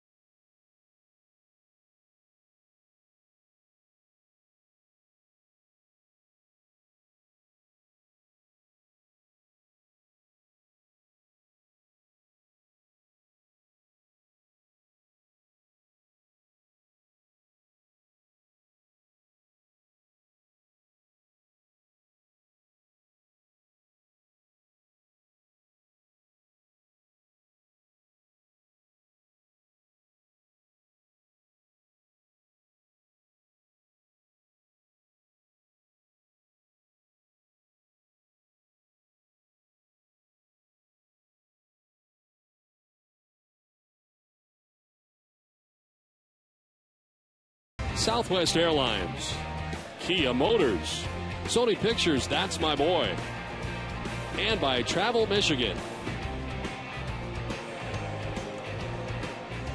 Well, it's on to inning number 9 back at Fenway Park, and it is remarkably Alfredo Aceves on for his 4th straight game. His 25th appearance overall, 0-2 with a 5.11 earned run average, 12 out of 15 in save opportunities. And opponents hitting at .237 against Aceves. It'll be the top of the Tigers order here in the 9th inning. Andrew Miller was in for an inning. No hits, no runs, a walk, and 2 strikeouts for Miller. Albers and Miller out of the pen for Lester. Now Aceves with Quinton Berry leading it off here for the Tigers in the 9th.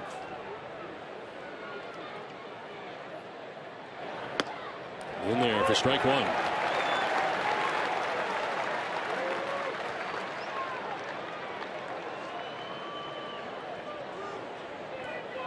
"19 pitches last night for Aceves."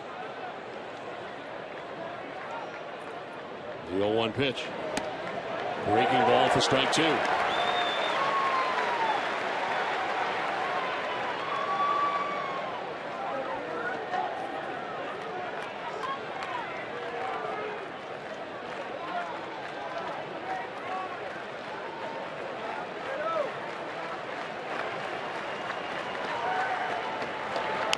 On the ground, softly foul, still 0-2. It's time now for a look at the road ahead, brought to you by Safeco Insurance. Tomorrow in the final game of the series, Red Sox have sent Josh Beckett to the hills. He's having perhaps his worst outing of the year. Beckett has been very good over his last 3 starts, 2-0 with a 1.25 earned run average. He's pitched at least 7 innings in all 3 of those games. He has not allowed a home run. Live coverage begins tomorrow at 6 with Red Sox first pitch. Berry floats one foul into the seats behind the Tigers dugout.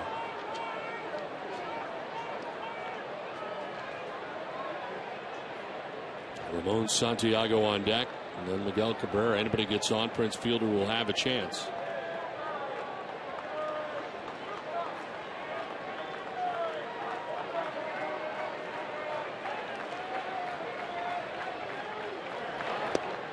He went. Strike 3, 1 down in the 9th. That's the 4th time that Berry has struck out tonight to go along with a triple out of that leadoff spot. Fastball down and in from Aceves to pick up the strikeout. Tried to check the swing but could not.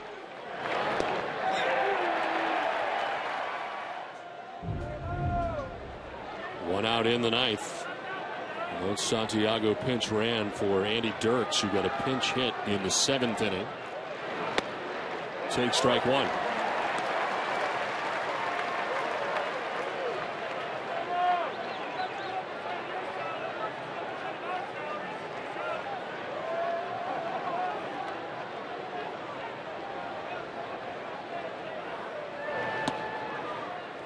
Second time that Santiago has faced Aceves.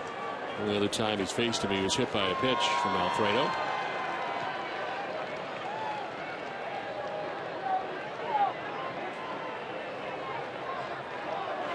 Breaking ball away, 2-1.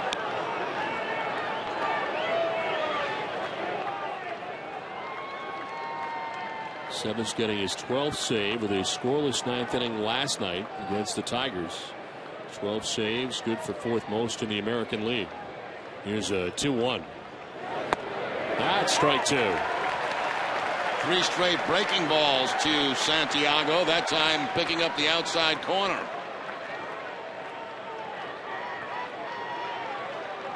Cabrera waiting on deck, 1 out in the 9th.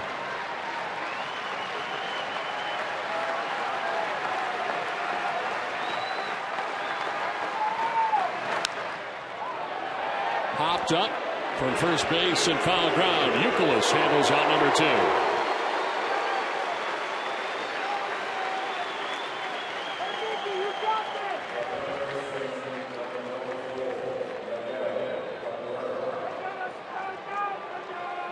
Tomorrow night, immediately following Red Sox first pitch, join us for Red Sox Game Day Live, presented by Uno's with TC, Peter, and Jenny at 6:30. Preview the pitching matchup between Josh Beckett and Max Scherzer. Scherzer lasted just 2 2/3 in his first meeting against the Red Sox this season. Plus, Red Sox GM Ben Cherington will discuss the upcoming draft. Live coverage begins tomorrow at 6 right here on NESN. Strike one over the outside corner. The Red Sox have not yet tonight found a way to get Miguel Cabrera out. He is 4 for 4 in the game with a single and 3 doubles.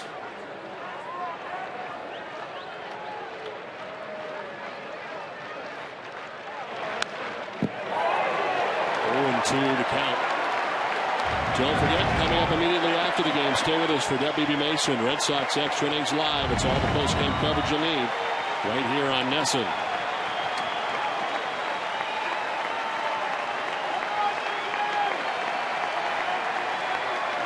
Two outs in the inning, 0-2 the count to Cabrera.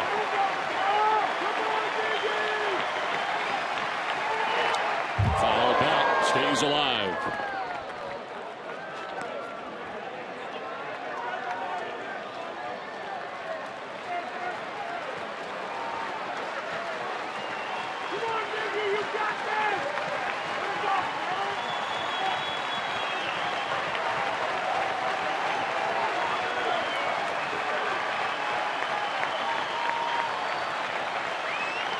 The 0-2 pitch.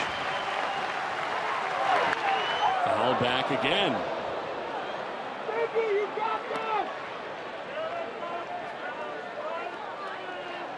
Cevis has thrown 14 pitches, has 2 outs here in the 9th. His 4th appearance in a row.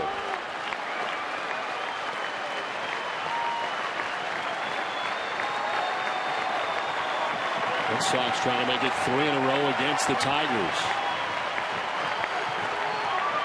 On the ground left side, Aviles picks and throws, and the Red Sox win.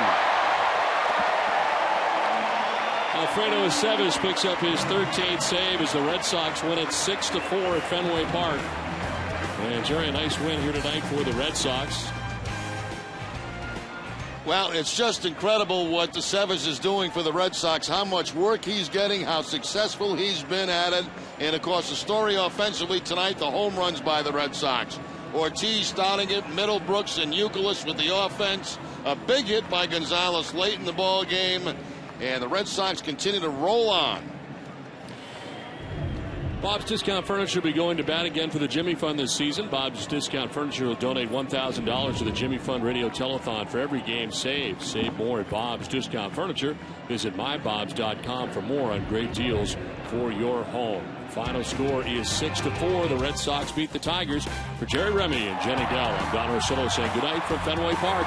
Join us again tomorrow night for the series finale with the Tigers. Pitching matchup, Beckett against Scherzer. Live coverage from Yawkey Way begins at 6. Been a presentation of NESN, New England's most watched sports network. It's time now for Tom Caron in the NESN HD Television Center.